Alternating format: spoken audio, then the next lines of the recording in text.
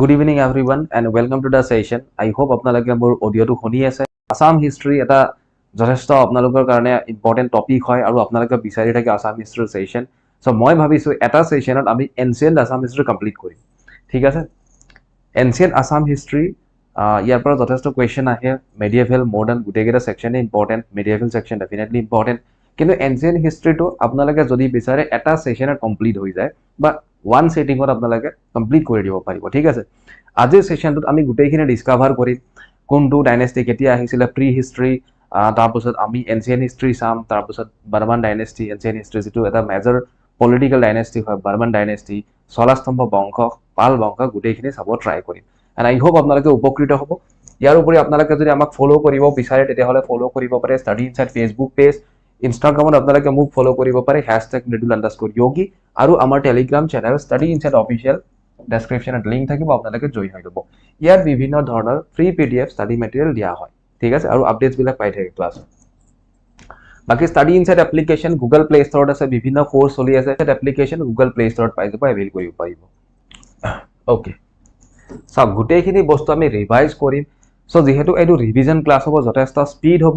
ইয়াৰ PDF দিয়া নহয়, just PAN and paper ল'ব, নোট ডাউন কৰি যাব। ঠিক আছে? পিছত ক্লাছটো লাগে চাব, ৰেকৰ্ডেড ফৰ্মত যেতিয়া থাকি যাব চাব তেতিয়া আপোনালোকে। কিন্তু ইয়াৰ PDF কাৰণে আপোনালোকে নুখুজিব। ঠিক আছে? এইটো এটা প্ৰিমিয়াম মেটেৰিয়েল হয়, আপোনালোকে নোট ডাউন কৰি যাব। চাওক পলিটিকেল হিষ্ট্ৰী যদি আমি অসমৰ চাওঁ তেতিয়াহ'লে অসমক প্ৰধানকৈ তিনিটা ভাগত ভগাব পাৰি, এনচিয়েন্ট, মিডিয়েভেল, মডাৰ্ণ। হয়নে? আমি চবেই জানো এনচিয়েন্ট মানে প্ৰাচীন, মিডিয়েভেল মানে মধ্যকালীন, মডাৰ্ণ মানে আধুনিক। হয়নে? এতিয়া আমি যদি চাওঁ এনচিয়েন্টৰ আৰু দুটা ভাগ আছে প্ৰধানকৈ। প্ৰি হিষ্ট্ৰী মানে যিখিনি মাইথলজিকেল, অ'কে, অৰ্থাৎ যিখিনি আমাৰ আধ্যাত্মিক হয়, আধ্যাত্মিক যিখিনি হয় মাইথলজিকেল, তাক কোৱা হয় প্ৰি হিষ্ট্ৰী, বা আমি ক'ব পাৰোঁ যে মাইথলজিকেল হিষ্ট্ৰী। তাৰপিছত কি আহিব? 4th চেঞ্চুৰীৰ পৰা আহিব। 4th চেঞ্চুৰীৰ পৰা কি আহিব? 4th চেঞ্চুৰীৰ পৰা আমাৰ একেবাৰে 7th চেঞ্চুৰীলৈকে, অ'কে, 7th চেঞ্চুৰীলৈকে কি আহিব? বৰ্মন বংশ আহিব। অ'কে, 650 চনলৈকে বৰ্মন বংশ আহিব। বৰ্মন বংশ কেতিয়া?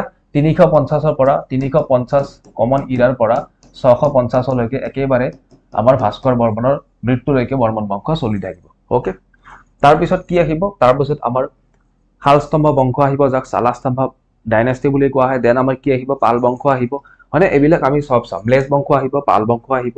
অ'কে, তো তাকে লিখা হৈছে বাৰ্মান ডাইনেষ্টি, ম্লেজ ডাইনেষ্টি, পালা ডাইনেষ্টি, এইবিলাক পঢ়িবলৈ পাম, বিশেষকৈ এনচিয়েন্টত পঢ়িবলৈ পাম। অ'কে, তাৰপিছত আমি যদি চাওঁ মিডিয়েভেলত কি আহি যায়? Kamata kingdom, Ahom kingdom, Koch kingdom, Chutiya kingdom, এইবিলাক চব আহি যাব। 12 ভূঞা, ঠিক আছে, গোটেইখিনি আহি যাব ইয়াতে।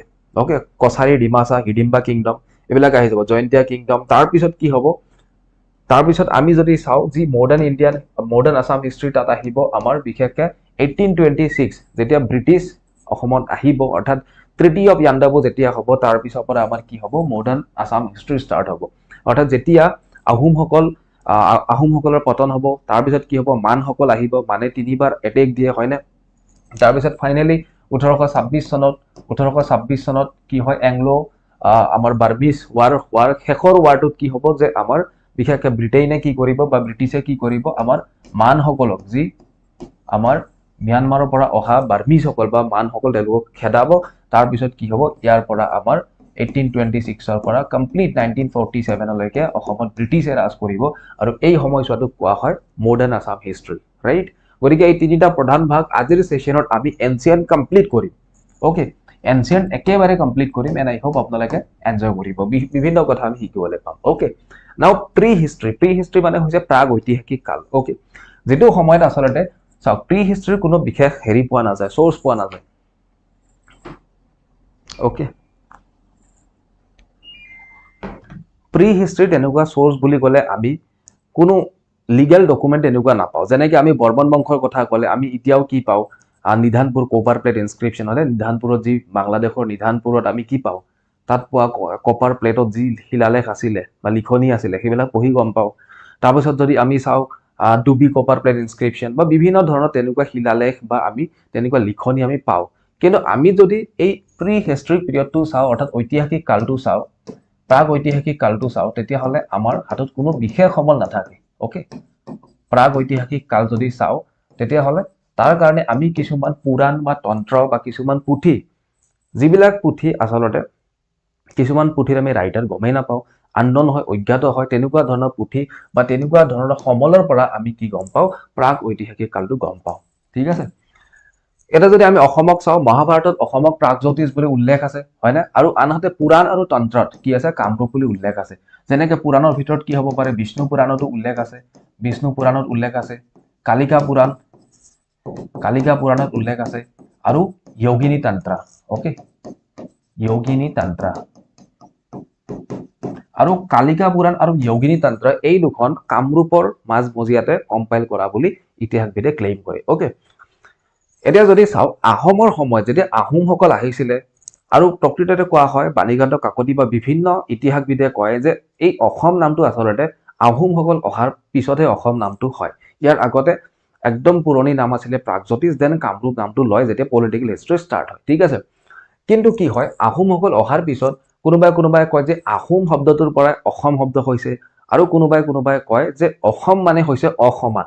ওকে, যি অসম শব্দটো এইটো মানে হৈছে অসমান, কাৰণ অসমখন কি হয়, আনপেৰেলেল হয়, ক'ৰবাত পাহাৰ আছে, ক'ৰবাত নদী আছে, ক'ৰবাত পৰ্বত আছে, হয় নে, ক'ৰবাত জলাশয় আছে, তেনেকুৱা ধৰণৰ যিহেতু এটা বিশেষ জিঅ'গ্ৰাফিকেল লোকেশ্যন হয়, গতিকে অসমক বা আনপেৰেলেল, তো তাৰ পৰাই অসমৰ উৎপত্তি হোৱা বুলি কোৱা হয়, অসমৰ উৎপত্তি হোৱা বুলি কোৱা হয়, ইতিহাসবিদবিলাকে কয়। ওকে, জিঅ'গ্ৰাফিকেল এপিয়াৰেঞ্চ, অৰ্থাৎ আমাৰ অসমখন এনেকুৱা ধৰণৰ আকৃতিৰ হয় বা এনেকুৱা ধৰণৰ পৰিৱেশ অসমত আছে যে অসমখনক আনপেৰেলেল বুলি আমি ক'ব পাৰোঁ। ওকে, ভালকে দেখা নাযায় কিয়? ক্লাছটো শ্বেয়াৰ কৰি দিয়ক, ভালকে দেখা যাব। ঠিক আছে, নিজৰ নেটটো অকণমান কনজিউম কৰিবা, এডভান্স ছেটিঙত গৈ পেলাই 360ৰ পৰা 720 কৰি দিয়া। ওকে, নাও আমি যদি চাওঁ অসমৰ বিষয়ে বা প্ৰাগজ্যোতিষৰ বিষয়ে আমি চ'ৰ্চবিলাক ক'ত পাওঁ, অলৰেডি মই ক'লো যে মহাভাৰতত পাওঁ, ৰামায়ণতো পাওঁ, কালিকা পুৰাণ, যোগিনী তন্ত্ৰ, বিষ্ণু পুৰাণ। ওকে, আৰু এই দুখন কি হয়, কামৰূপৰ মাজমজিয়াত, কামৰূপতে কম্পাইল কৰা হয় বুলি কোৱা হৈছে। ওকে, দেন আমি আৰু যদি চ'ৰ্চ চাওঁ তেতিয়াহ'লে বিচাইডছ বুদ্ধিষ্ট লিটাৰেচাৰ, যি বৌদ্ধ সাহিত্য আছে, বৌদ্ধ ফকলৰ যিবিলাক আছে, ওকে, লোককথা যিবিলাক আছে, ভেদিক লিটাৰেচাৰ, যি বৈদিক সাহিত্য আছে, তো সেইবিলাকতো আমি অসমৰ এক্সিষ্টেঞ্চ পাওঁ। অসম বুলি হয়তো নাই, কিন্তু আমি প্ৰাগজ্যোতিষ বা কামৰূপ বুলি আমি তাৰ অস্তিত্ব আমি পাওঁ বিভিন্ন এনেকুৱা ধৰণৰ পুৰণি কিতাপবিলাকত বা সাহিত্যিক, এইবিলাক বিশেষকৈ বৌদ্ধিক সাহিত্য। ঠিক আছে, এতিয়া যদি আমি চাওঁ কামৰূপ, যিখন আমাৰ কামৰূপ টেৰিটৰী বা যি কামৰূপ আছিলে, য'ত আমাৰ বৰ্মনসকলে শাসন কৰি গৈছে, য'ত আমাৰ ম্লেছসকলে, পালসকলে শাসন কৰি গৈছে। ঠিক আছে, এই কামৰূপৰ বাউণ্ডাৰী কেনেকুৱা আছিলে? ঠিক আছে, আমি যদি চাওঁ যে ৱেষ্টত কৰতয়া নদী ক'ত? কৰতয়া নদী বৰ্তমান আছে বাংলাদেশত। মই আপোনালোকক মেপতো দেখুৱাম। ঠিক আছে, কৰতয়া নদী আছে বাংলাদেশত। দিখু নদী ইন দ্য ইষ্ট, দিখু নদী ক'ত বৰ্তমান আছে? নাগালেণ্ডত। ওকে, নাগালেণ্ডত আছে দিখু নদী। ওকে, এইটো আমাৰ দিখৌ নৈ নহয় আৰু দেই, নাগালেণ্ডত আছে দিখৌ নদী। মাউণ্টেইন অফ কৰ্মাগিৰি অন দ্য নৰ্থত কৰ্মাগিৰি মানে এইবিলাক কৰ্মাগিৰি কি হৈছে? ভূটান, বৰ্তমান ভূটান বুলি আমি ক'ব পাৰোঁ। Okay, and Brahmaputra and Lakhya river in the south. আৰু চাউথত কি? চাউথৰ বাউণ্ডাৰী যদি চাওঁ, যি ব্ৰহ্মপুত্ৰ নদী আৰু আমাৰ ব্ৰহ্মপুত্ৰ নদীৰ লগত সংলগ্ন এটা লক্ষ্য নদী, প্ৰকৃততে এই লক্ষ্য নদীটোক কি বুলি কয়? শীতালক্ষ্যা বুলি কোৱা হয়। ওকে, আপোনালোকে আজিৰ ডেটতো গম পাব শীতালক্ষ্যা বুলি কোৱা হয়, গুগল কৰি চাব পাৰে আপোনালোকে, শীতালক্ষ্যা। ওকে, শীতালক্ষ্যা ৰিভাৰ ক'ত আছে? বাংলাদেশতে আছে এতিয়া। ওকে, এই নদীটো কি হয়? ব্ৰহ্মপুত্ৰৰ এটা ডিষ্ট্ৰিবিউটৰী হয়, ব্ৰহ্মপুত্ৰৰ এটা সুঁতি হয়। ঠিক আছে, তো এই ব্ৰহ্মপুত্ৰ আৰু যি শীতালক্ষ্যা বা লক্ষ্যা ৰিভাৰ, সেইটো আমাৰ চাউথত আছে। গতিকে আমি যদি মানচিত্ৰত চাওঁ তেতিয়াহ'লে এনেকে হ'ব যে আমাৰ কামৰূপ টেৰিটৰীটো কেনেকে আছিলে? এই যে কৰতয়া নদী বাংলাদেশেৰে বৈ গৈছে, কৰতয়া নদী, ঠিক আছে, বাংলাদেশেৰে বৈ গৈছে কৰতয়া ৰিভাৰ। ঠিক আছে, এনেকে এইটো হৈছে পশ্চিম চাইড ন, সদায় কি হয়? লেফ্ট চাইডটো ৱেষ্ট হয়, ৰাইট চাইডটো কি হয়? ইষ্ট হয় আমাৰ মানচিত্ৰত, আৰু এইফালে হয় উত্তৰ, নৰ্থ হয়, আৰু এইফালে হয় চাউথ, হয়নে? তো আমি যদি চাওঁ যি আমাৰ কামৰূপ এৰিয়াটো আছিলে, এই কামৰূপ এৰিয়াটোৰ টেৰিটৰী ৱেষ্টত একেবাৰে কৰতয়া নদীলৈকে আছিলে, ইষ্টত আমাৰ কি লৈকে আছিলে? দিখু নদীলৈকে, নাগালেণ্ডৰ মাজত দিখু নদীলৈকে আছিলে, আৰু পূবত কি আছিলে? যি আমাৰ কৰ্মগিৰি হিল আছিলে, কৰ্মগিৰি হিল আছিলে। ঠিক আছে, ভূটানত। আৰু আমাৰ চাউথত কি আছিলে? চাউথত আছিলে আমাৰ ব্ৰহ্মপুত্ৰও আছিলে, ইয়াৰ উপৰি ব্ৰহ্মপুত্ৰৰ এটা সুঁতি, বিশেষকৈ আমাৰ সেইটো বাংলাদেশত এতিয়া আমি পাওঁ লক্ষ্যা নদী। তো এই টেৰিটৰীৰ ভিতৰতে আছিলে আমাৰ কামৰূপ যি কিংডম। ঠিক আছে, এই কামৰূপ কিংডম আমাৰ তাৰ ভিতৰতে সন্নিৱিষ্ট আছিলে। ওকে, এতিয়া আমি আৰু কিছুমান তত্ত্ব চাম আৰু কিছুমান মানুহৰ কিছুমান বিশেষ ব্যক্তিয়ে কি আগবঢ়াইছিলে কামৰূপৰ বিষয়ে বা প্ৰাগজ্যোতিষৰ বিষয়ে সেইবিলাক চাম সো প্ৰাগজ্যোতিষ শব্দটোৰ অৰ্থ কি যে প্ৰাগ মানে হৈছে পূৰ্ব ওকে ফৰ্মাৰ হয় বা পূৰ্ব হয় আৰু জ্যোতিষ মানে হৈছে এষ্ট্ৰলজি বা ষ্টাৰ গতিকে প্ৰাগজ্যোতিষ শব্দটোৱে কি বুজায় it is a place of sun worship য'ত আমাৰ সূৰ্যক আৰাধনা কৰা হয় সূৰ্য পূজা কৰা হয় বা আমি ক'ব পাৰোঁ লেণ্ড অফ এষ্ট্ৰলজি বুলি ক'ব পাৰোঁ হয়নে য'ত আমাৰ কি জ্যোতিষশাস্ত্ৰ বা জ্যোতিৰ্বিজ্ঞানৰ কি কৰা হয় তাৰ অধ্যয়ন কৰা হয় ওকে তাৰ উপৰি কি কোৱা হৈছে যি বাণীকান্ত কাকতি আপোনালোকে গম পায় হয়নে বাণীকান্ত কাকতি এগৰাকী যথেষ্ট বিদগ্ধ পণ্ডিত তথা তেখেতৰ সাহিত্যিক যথেষ্ট জ্ঞান আছিলে Assam its formation and development এইখন কিতাপো লিখিছিলে হয়নে এই বাণীকান্ত কাকতিদেৱে কয় যি প্ৰাগজ্যোতিষ নামটো এইটো কি এটা অষ্ট্ৰিক লেংগুৱেজৰ পৰা আহিছে অষ্ট্ৰিক লেংগুৱেজৰ পৰা আহিছে হাউ এভাৰ আনহাতে কি হয় যি আমাৰ প্ৰাগজ্যোতিষ শব্দটো এইটো কিন্তু অষ্ট্ৰিকৰ পৰা যদিও আহিছে প্ৰকৃততে এইটো তাৰ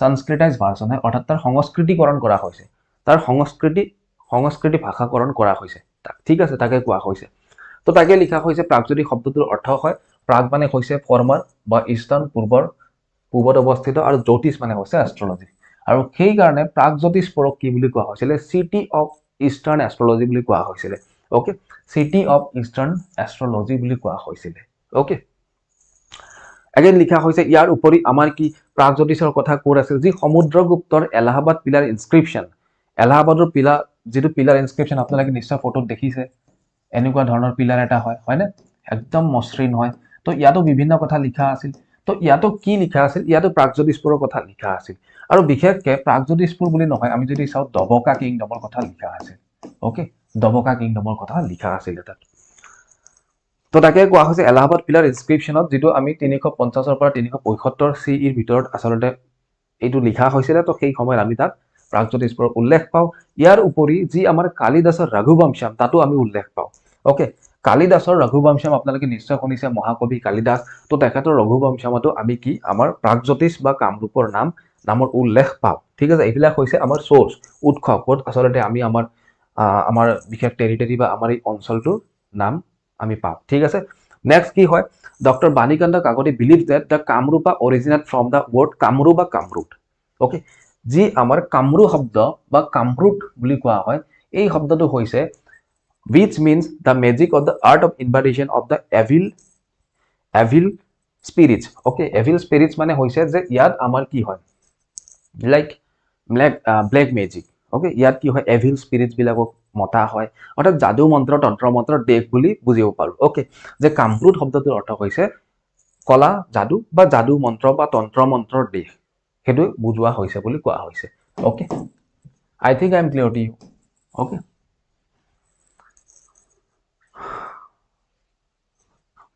ঠিক আছে এতিয়া আমি আসল মজাটো ল'ম মাইথলজিক্যালি কেনেকৈ কামৰূপ নামটো আহিলে ঠিক আছে মাইথলজিক্যালি কেনেকৈ আহিলে এতিয়া চাব আপোনালোকে নিশ্চয় গম পায় যি আমাৰ মহাদেৱ যি আমাৰ ভগৱান মহাদেৱ তো মহাদেৱৰ পত্নী কোন আছিলে প্ৰথমা পত্নী যদি কওঁ আমি তেতিয়াহ'লে তেওঁ আছিলে সতী ওকে আৰু যদি কওঁ মহাদেৱৰ দ্বিতীয় পত্নী কোন আচলতে মহাদেৱৰ কোনো দ্বিতীয় পত্নী নাছিলে আচলতে যি সতী হয় সতীয়ে পুনৰ জন্ম লৈ পাৰ্বতী হয় ঠিক আছে আৰু পাৰ্বতীয়ে কি হয় কালীও হয় দুৰ্গাও হয় ওকে সেইবিলাক পুনৰ জন্ম হয় বা এটা বেলেগ ৰূপ হয় ওকে এনিৱে আমি যদি কওঁ যি দক্ষ ৰজা আপোনালোকে গম পায় দক্ষ ৰজা হয়নে দক্ষ ৰজা কোন আছিলে দক্ষ ৰজা আছিলে আমাৰ সতীৰ দেউতাক ওকে যি আমাৰ সতী হয়নে আজিৰ ডেটতো কি কোৱা হয় যি মহিলাই হাজবেণ্ডক বহুত ভাল পায় বহুত সতীত্ব থকা বুলি কয় ন যে সতীত্ব যেনে আমাৰ সতী জয়মতী হয়নে সতী সাধনী কিয় সতী বুলি কিয় কোৱা হয় যি মহাদেৱৰ পত্নী সতী প্ৰথম পত্নীগৰাকী আছিলে সতী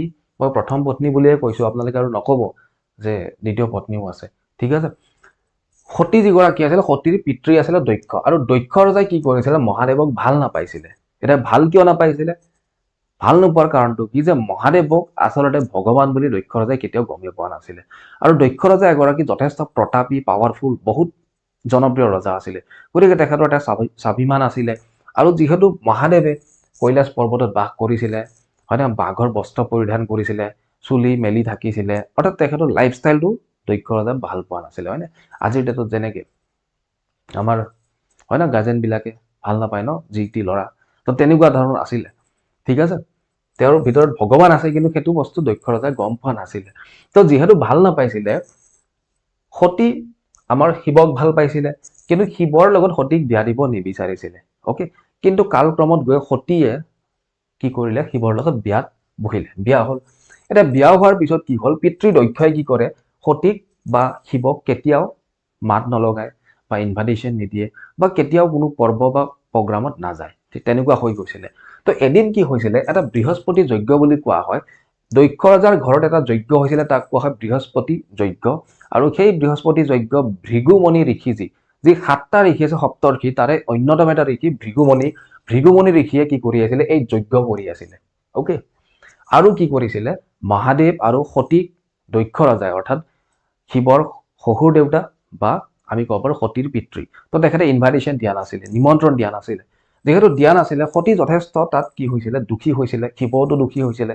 শিৱই কৈছিলে ইনভাইটেশ্যন দিয়া নাই, বাদ দিয়া, নাযাওঁ, কি আছে, হয়নে নহয়, শিৱ আছিলে তেনেকুৱা। কিন্তু সতীয়ে যিহেতু নিজৰ পিতৃ হয়, তেওঁ কি কৰিছিলে, উইদাউট ইনভাইটেশ্যন তেওঁ গৈছিলে। আৰু যোৱাৰ পিছত কি হৈছিলে, সতীৰ দেউতাকে ঠাট্টা মস্কৰা কৰিছিলে, ইনচাল্ট কৰিছিলে।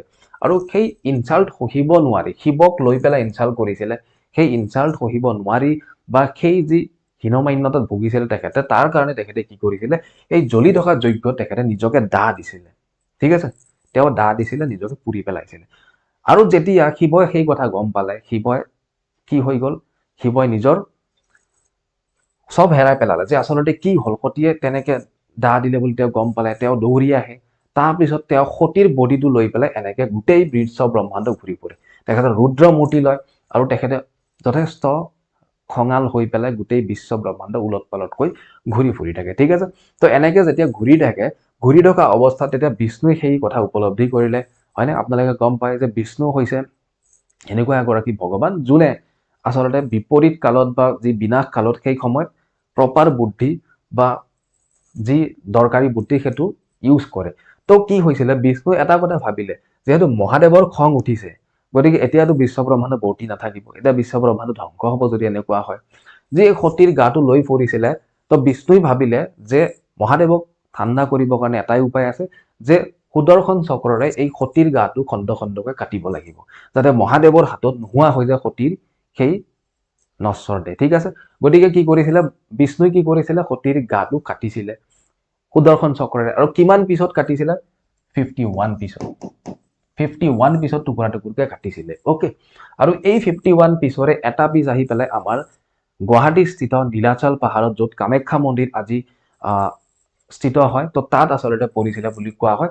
আৰু বিশেষকৈ যিটো যোনি অংগ, অ'কে, যোনি অংগ, জেনিটেল পাৰ্ট, গুপ্তাংগ যিটো হয়, ঠিক আছে, যে আমাৰ সতীৰ যিটো গুপ্তাংগ হয়, যোনি অংগ হয়, তো সেই জেনিটেল পাৰ্টটো আহি পেলাই আমাৰ নীলাচলত পৰিছিলে। আৰু সেইটো হৈছে সেইকাৰণে আটাইতকৈ জাগ্ৰত শক্তিপীঠ, হয়নে, শক্তিপীঠ কামাখ্যা। গোটেই ইণ্ডিয়াত 51টা শক্তিপীঠ আছে, আপোনালোকে জানে। তো এই সতীৰ দেহটো 51 পিছত টুকুৰা টুকুৰ হৈছিলে। ঠিক আছে, তাৰ পিছত কি হৈছিলে, তাৰ পিছতো মহাদেৱ সেয়া হোৱা নাছিলে। মহাদেৱে যথেষ্ট কি কৰিছিলে, ৰুদ্ৰমূৰ্তি লৈয়ে আছিলে, তেওঁ খং কমাই নাছিলে। তো সেই কথা গম পাই বিষ্ণুৱে কি কৰিলে, কামদেৱ বুলি এগৰাকী কিউপিড আছিলে, কিউপিড কাক কোৱা হয়, যোনে আচলতে কাম কি দেখুৱাই পেলাই, কাম অংগী ভংগী দেখুৱাই পেলাই আচলতে মানুহক মোহিব পাৰে। ঠিক আছে, সেইগৰাকী কামৰ দেৱতা আছিলে, মানে আপোনালোকে বুজি পাইছে, কামদেৱ। তো সেই কামদেৱ যিগৰাকী হয়, সেইগৰাকী যেতিয়া শিৱৰ তপস্যা ভংগ কৰিব গৈছিলে, তেতিয়া কি কৰিছিলে, শিৱই নিজৰ তৃতীয় চকু, থাৰ্ড আইৰে কি কৰিছিলে, কামদেৱক ভস্মীভূত কৰি দিছিলে। অ'কে, তো কামদেৱে কি হৈছিলে, ভস্মীভূত হৈ গৈছিলে। শিৱৰ আচলতে মোহ ভংগ কৰিব আহিছিলে, শিৱৰ তপস্যা ভংগ কৰিব আহিছিলে। বা তাৰপিছত এই কামদেৱৰ কি কৰিছিলে, এছ অৰ্থাৎ ছাইলৈকে ৰূপান্তৰিত কৰিছিলে গোটেই বডি। তাৰপিছত কি হ'ল, কামদেৱৰ পত্নী আহে কাকো মিনতি কৰে, কৰাৰ পিছত কি হয়, মহাদেৱে আচলতে ভুল গৈ পেলাই, মহাদেৱে আচলতে পতিয়ন গৈ তাৰপিছত ক'লে, ঠিক আছে, মই তেওঁৰ ৰূপ ঘূৰাই দিম। গতিকে কি হ'ল, কামদেৱে তেওঁৰ ৰূপ ঘূৰাই পালে আৰু নাম হ'ল কামৰূপ, সেই ঠাইডোখৰৰ নাম হ'ল কামৰূপ। আৰু যিমানখিনি ইতিহাসবিদে কয় যে সেই গোটেই ঘটনাটো হৈছিলে উমানন্দ আইলেণ্ডত হৈছিলে। ঠিক আছে, উমানন্দ আইলেণ্ডৰ আশে পাশে হৈছিলে, গুৱাহাটীত হৈছিলে। ঠিক আছে, তো তেনেকে কামৰূপ নামটো আচলতে গুৱাহাটীৰ নামটো যিটো আজিৰ ডেটত আমি কামৰূপ জিলা গম পাওঁ, হয়নে, কামৰূপ মহানগৰী বুলি কওঁ, সেই কামদেৱে ৰূপ ঘূৰাই পাইছিলে কাৰণে কামৰূপ নাম হোৱা বুলি কোৱা হয়। তো তাকেই কৈছো, ইয়াতে মাইথলজিকেল অৰিজিন, অ'কে, অৰ্থাৎ আধ্যাত্মিকভাৱে যদি চোৱা যায়, তো এনেকে কামৰূপ নামটো হৈছে বুলি কোৱা হয়। ঠিক আছে, I hope I am clear to you. Okay গতিকে এই মহাদেৱৰ লগত যি পাৰ্বতী আপোনালোকে ফটোত দেখে মহাদেৱৰ পত্নী পাৰ্বতী এইগৰাকী পাৰ্বতী নেক্সট পুনৰ জন্ম লয় সতীয়ে পাৰ্বতী হৈ জন্ম লয় ঠিক আছে এনিৱে এইখিনি হৈছে মাইথলজিকেল অৰিজিন আপোনালোকে বুজাবৰ কাৰণে গোটেইখিনি কৈ দিলো ওকে এতিয়া অসমৰ নামটো কেনেকৈ হ'ল তো তাকে মই কি ক'লো যে অসমৰ নামটো আচলতে শ্ৰীমন্ত শংকৰদেৱে প্ৰথম ইউজ কৰিছিলে আহোম শব্দৰ পৰা অসম হোৱা বুলি কোৱা হয় আনহাতে আনপেৰেলেল বা অসমান তো তাৰ পৰা অসম নামটোৰ উৎপত্তি হোৱা বুলি কোৱা হয় ইয়াৰ উপৰি আচাম বাণীকান্ত কাকতিৰ মতে আচাম যি আচামটো এটা টাই আহোম শব্দ হয় ওকে টাই আহোম শব্দ হয় চাম শব্দৰ অৰ্থ কি চাম শব্দৰ অৰ্থ হৈছে টু বি ভেংকিষ্ট মানে যাক ধ্বংস কৰিব পাৰি which can be destroyed okay চাম শব্দটোৰ অৰ্থ হৈছে CHAM চাম মানে হৈছে টু বি ভেংকিষ্ট যে যি বস্তু ধ্বংস কৰিব পাৰি ওকে এটা আগত যিটো লাগি গল এটা লাগি গল তাৰ মিনিংটো কি হৈছে which cannot be vanquished anyhow okay যে যিটো বস্তু কোনো পধ্যেও ধ্বংস কৰিব নোৱাৰি যাক কোনো পধ্যেও ডিফিট কৰিব নোৱাৰে দ্যাট ইজ আসাম ওকে যি আসাম শব্দ তাৰ মিনিংটো এইটোৱে যে something that cannot be destroyed that cannot be defeated is Assam তো তেনেকৈ অসম শব্দটোৰ উৎপত্তি হয় okay I think I am clear বুজি পাইছে আপোনালোকে হয়নে নাও মাইথলজিকেল ৰুলাৰ্ছখিনি আমি চাম যে আমাৰ আধ্যাত্মিক যিখিনি শাসক আছিলে সেইখিনি বিষয়ে আমি চাম ঠিক আছে এতিয়ালৈকে এইখিনিলৈকে ক্লিয়াৰ গোটেইখিনি হয়নে ঠিক আছে এইখিনিলৈকে ক্লিয়াৰ ওকে ঠিক আছে হয়নে সেইকাৰণে কয় বহুতে কমেণ্টত কৈ আছে প্ৰেম কৰিবা পাৰ্বতী শিৱৰ নিচিনা ঠিক আছে শ্ৰীকৃষ্ণ ৰাধাৰ নিচিনা নহয় কিন্তু ব্ৰেইনটো ইউজ কৰিবা কৃষ্ণৰ নিচিনা ওকে ভগৱান মহাদেৱ কি আছিলে যথেষ্ট ষ্ট্ৰেইট আছিলে আৰু কৃষ্ণ কি আছিলে ভগৱান কৃষ্ণ বা বিষ্ণু আছিলে যথেষ্ট চতুৰ আৰু বিপদত কেনেকৈ মানুহক বচাব লাগে বা বেয়া লোকক কেনেকৈ বিপদত পেলাব লাগে হয়নে আপোনালোকে এজন অসুৰৰ ষ্টৰী শুনিছে ন মহাদেৱে বৰদান দি দিয়ে তুমি যাৰ মূৰতে চুই দিবা তেওঁ ধ্বংস হয়নে তাৰপিছত মহাদেৱে বৰ দিয়াৰ পিছত কি কৰে অসুৰজনে মহাদেৱৰ মূৰতে হাত দিব যায় তেতিয়া কোনে বচায় বিষ্ণুৱে বচায় হয়নে তো আল্টিমেটলি কি হয় বিষ্ণুৰ ইণ্টেলেক্টটো সদায় কপি কৰিব লাগে বিষ্ণুৰ যিটো টেলেণ্ট সেইটো আমি কপি কৰিব লাগে আৰু উদাৰতা বা প্ৰেম বা অনুভূতি আমি মহাদেৱৰ পৰা অনুকৰণ কৰিব লাগে ওকে নাও মাইথলজিকেল ৰুলাৰ যদি চাওঁ মহিৰংগ দানৱ যিগৰাকী আধ্যাত্মিকভাৱে যদি চাওঁ প্ৰথমগৰাকী ৰজা হয় মহিৰংগ দানৱ এতিয়া যদি কওঁ তেখেতৰ নামটো যি মৈৰং পৰ্বত ইয়াৰ পৰা আহিছে ওকে মৈৰং পৰ্বতৰ পৰা আহিছে ঠিক আছে মৈৰং পৰ্বত ক'ত আছে এতিয়া মেঘালয়ত আছে তেতিয়া আনডিভাইডেড আসামত আছিলে হয়নে মৈৰং পৰ্বতৰ পৰা আহে ঠিক আছে ক্লিয়াৰ গোটেইখিনি গৈ আছে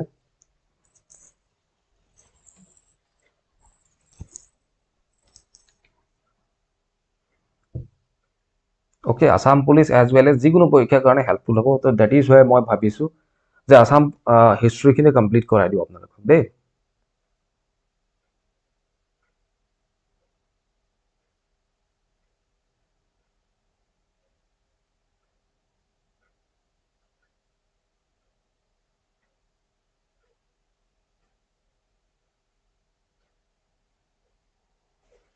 ওকে ইয়াৰ পিছত ভালে কেইগৰাকী ৰুলাৰ্ছ আহিব কি আহিব হাটাকাসুৰ আহিব তেখেতৰ উত্তৰ পুৰুষ হাটাকাসুৰ আহিব তাৰপিছত কি আহিব চাম্বাসুৰ আহিব তাৰপিছত কি আহিব চাম্বাসুৰ আহিব ৰত্নাসুৰ আহিব ওকে ৰত্নাসুৰ আহিব আৰু লাষ্টৰ গৰাকী হয় ঘটকাসুৰ ওকে পৰীক্ষাত এইখিনি মনত ৰাখিলে হ'ল যে কি প্ৰথমগৰাকী মাইথলজিকেল ৰুলাৰ কামৰূপত কোন আছিলে মহিৰংগ দানৱৰ নামটো মৈৰং পৰ্বতৰ পৰা আহে যিটো বৰ্তমান মেঘালয়ত আছে ওকে মৈৰং পৰ্বত যেনেকুৱা পাৱাৰফুল আছিল তেখেত তেনেকুৱা পাৱাৰফুল আছিল বুলি কোৱা হয় ওকে তাৰপিছত তেওঁৰ পুতেক আহিব হটকাসুৰ তাৰপিছত চাম্বাসুৰ ৰত্নাসুৰ আৰু ঘটকাসুৰ আহিব লাষ্টত আৰু এই ঘটকাসুৰক কোনে বধ কৰিব আমাৰ নৰকাসুৰে ওকে নৰকাসুৰে বধ কৰিব ঘটকাসুৰক আৰু এষ্টাব্লিছ কৰিব ভৌমা বংশ বা অসুৰ বংশ ওকে ভৌমা বংশ বা অসুৰ বংশ কিন্তু অসুৰ বংশতকৈ আমি ভৌমা বংশ বুলি ক'লে বেছি পাৰফেক্ট হ'ব কেলে কি অসুৰ বংশ বুলি ক'লে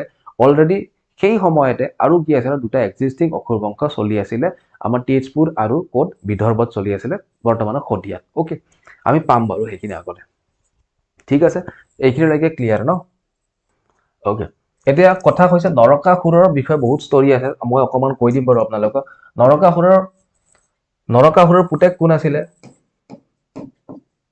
ভগদত্ত আৰু ভগদত্তৰ পুতেক কোন আছিলে বজ্ৰদত্ত হয়নে বজ্ৰদত্ত ওকে এতিয়া কথা হৈছে কি নৰকাসুৰ যিগৰাকী হয় এই নৰকাসুৰৰ নামতে আমাৰ গুৱাহাটীত কি আছে নৰকাসুৰ পাহাৰ আছে হয়নে এই নৰকাসুৰৰ ষ্টৰী এটা কি আছিল তেখেতে দুৰ্দান্ত প্ৰেমিক আছিলে ওকে তেখেত দুৰ্দান্ত প্ৰেমিক আছিলে আৰু তেখেতে প্ৰেমৰ প্ৰস্তাৱ কাক দিছিলে মা কামাখ্যাক দিছিলে ওকে মা কামাখ্যা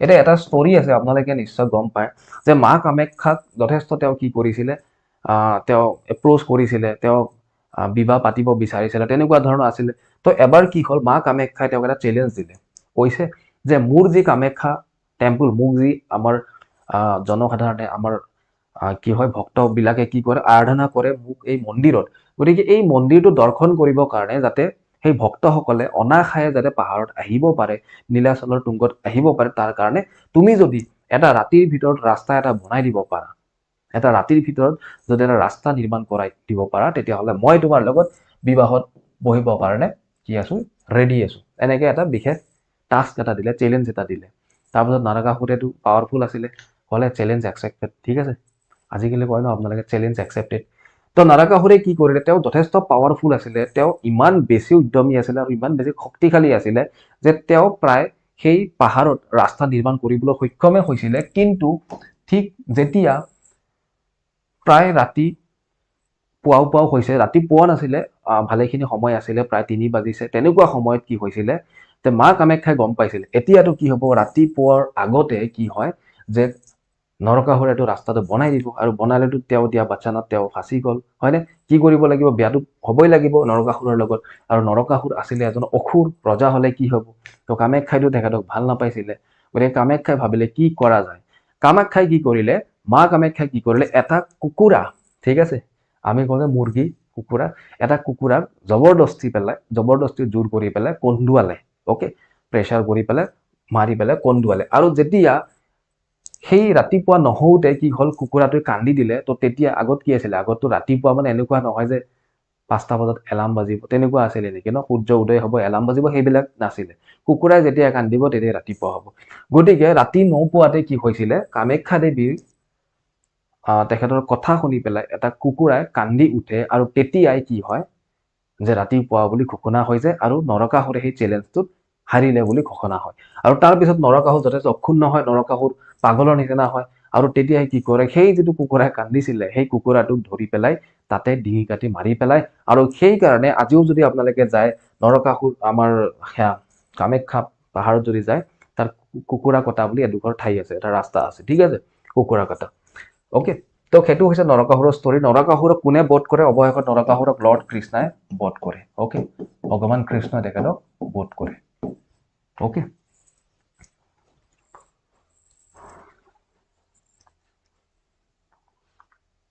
ওকে কুকুৰা কাটা পাহাৰ কোনোবাই কৈ আছে ঠিক আছে তো তেনেকৈ নৰকাসুৰৰ দা এণ্ড হৈ যায় ঠিক আছে এতিয়া আহিলে ভগদত্ত দ্য এল্ডেষ্ট ছান অফ নৰকাসুৰৰ বৰপুত্ৰ আছিল ভগদত্ত এটা ভগদত্তৰ বিষয়ে কুৱেশ্যন পৰীক্ষাত ভালেখিনি আহে যে ভগদত্তই মহাভাৰতৰ যুদ্ধত কৌৰৱৰ পক্ষে যুঁজিছিলে কিয় যুঁজিছিলে এনে যুঁজিছিলে নেকি হায়াৰ কৰিছিলে নেকি আজিকালি আমাৰ যেনেকৈ ক্ৰিকেট খেলিলে আমি কি কৰোঁ আমাৰ টিমত ভাল নাথাকিলে এজন বেলেগ টিমৰ পৰা লৈ আনো ন ঠিক আছে তেনেকুৱাকে হায়াৰ কৰিছিলে নেকি কৰা নাছিলে কি হৈছিলে যে ভগদত্তৰ জীয়েক কোন আছিলে ভানুমতী আছিলে হয়নে আৰু এই ভানুমতীক কালে বিয়া দিয়া হৈছিলে দুৰ্যোধনলৈ ওকে দুৰ্যোধনলৈ বিয়া দিয়া হৈছিলে গতিকে ভগদত্ত কোন আছিলে দুৰ্যোধনৰ শহুৰ দেউতা আছিলে গতিকে যুদ্ধ যদি হৈছে ডেফিনেটলি নিজৰ জীয়েকৰ ফালতে যুঁজিব ন গতিকে কি হৈছিলে ভগদত্তই কৌৰৱৰ পক্ষে যুঁজ দিছিলে কুৰুক্ষেত্ৰত কাৰ বিপক্ষে পাণ্ডৱৰ বিপক্ষে ওকে এতিয়া কথা হৈছে কি এইগৰাকী ভগদত্ত আচলতে ভাল বন্ধু আছিল আমাৰ পাণ্ডুৰ ওকে পাণ্ডু কোন আপোনালোকে গম পায় যি আমাৰ ভীম অৰ্জুন নকুল সহদেৱ এই পঞ্চ পাণ্ডৱ হয়নে যুধিষ্ঠিৰ তো তেওঁলোকৰ পিতৃ আছিলে পাণ্ডৱৰ ভাল বন্ধু আছিলে আৰু অৰ্জুন বা ভীম বা নকুল বা সহদেৱে কি কৰিছিলে আমাৰ ভগদত্তক নিজৰ বৰ্তা নিজৰ খুৰা তেনেকুৱা ধৰণৰ ব্যৱহাৰ কৰিছিলে কিন্তু অৱশেষত অৰ্জুনৰ হাততে ভগদত্তৰ মৃত্যু হয় এই কৌৰৱ পাণ্ডৱৰ কুৰুক্ষেত্ৰ যুদ্ধত ঠিক আছে ইয়াত কি কোৱা হৈছে his name finds in the epic Mahabharata মহাভাৰতত তেখেতৰ উল্লেখ পোৱা যায় ওকে এটা ভগদত্তৰ বিষয়ে আৰু কি সুধিব পাৰে পৰীক্ষাত যে ভগদত্তৰ হাতীটোৰ নাম কি আছিলে ভগদত্তৰ হাতীটোৰ নাম আছিলে সুপ্ৰতীকা ওকে সুপ্ৰতীকা যদি অপচনত সুপ্ৰতীকা নাথাকে তেতিয়াহলে ঐৰাৱতো থাকিব পাৰে ওকে ঐৰাৱত ৰাইট ভগদত্ত যথেষ্ট কি আছিলে হাতীৰ লগত তেওঁৰ যথেষ্ট হাতী বা হাস্তি যুদ্ধৰ লগত তেখেতৰ যথেষ্ট কি আছিলে সুনিপুণতা আছিলে ওকে তেওঁ হাতী চলাৱত কি আছিলে পাৰ্গত আছিলে ওকে প্ৰথম কথা তাৰপিছত কি হয় ভগদত্তই আমাৰ গুৱাহাটীস্থিত যি দীঘলী পুখুৰী এই দীঘলী পুখুৰী খন্দাইছিলে ওকে দীঘলী পুখুৰী খন্দাইছিলে ওকে মানে আজিৰ ডেটত আমি দীঘলী পুখুৰীত প্ৰতিবাদ কৰি আছো গছ নাকাটিব বুলি এই দীঘলী পুখুৰী আজিৰ দীঘলী পুখুৰী নহয় ভগদত্তই খন্দাই গৈছিলে ঠিক আছে ওকে দুৰ্যোধনৰ শহুৰ কোনোবাই কৈ আছে নৰকাসুৰৰ কথা মাগুৰ আছিলে মাগুৰ মানে কি ওকে এতিয়া কথা হৈছে কি যি আমাৰ ভগদত্তৰ বিষয়ে কোনটো পৰ্বত উল্লেখ আছে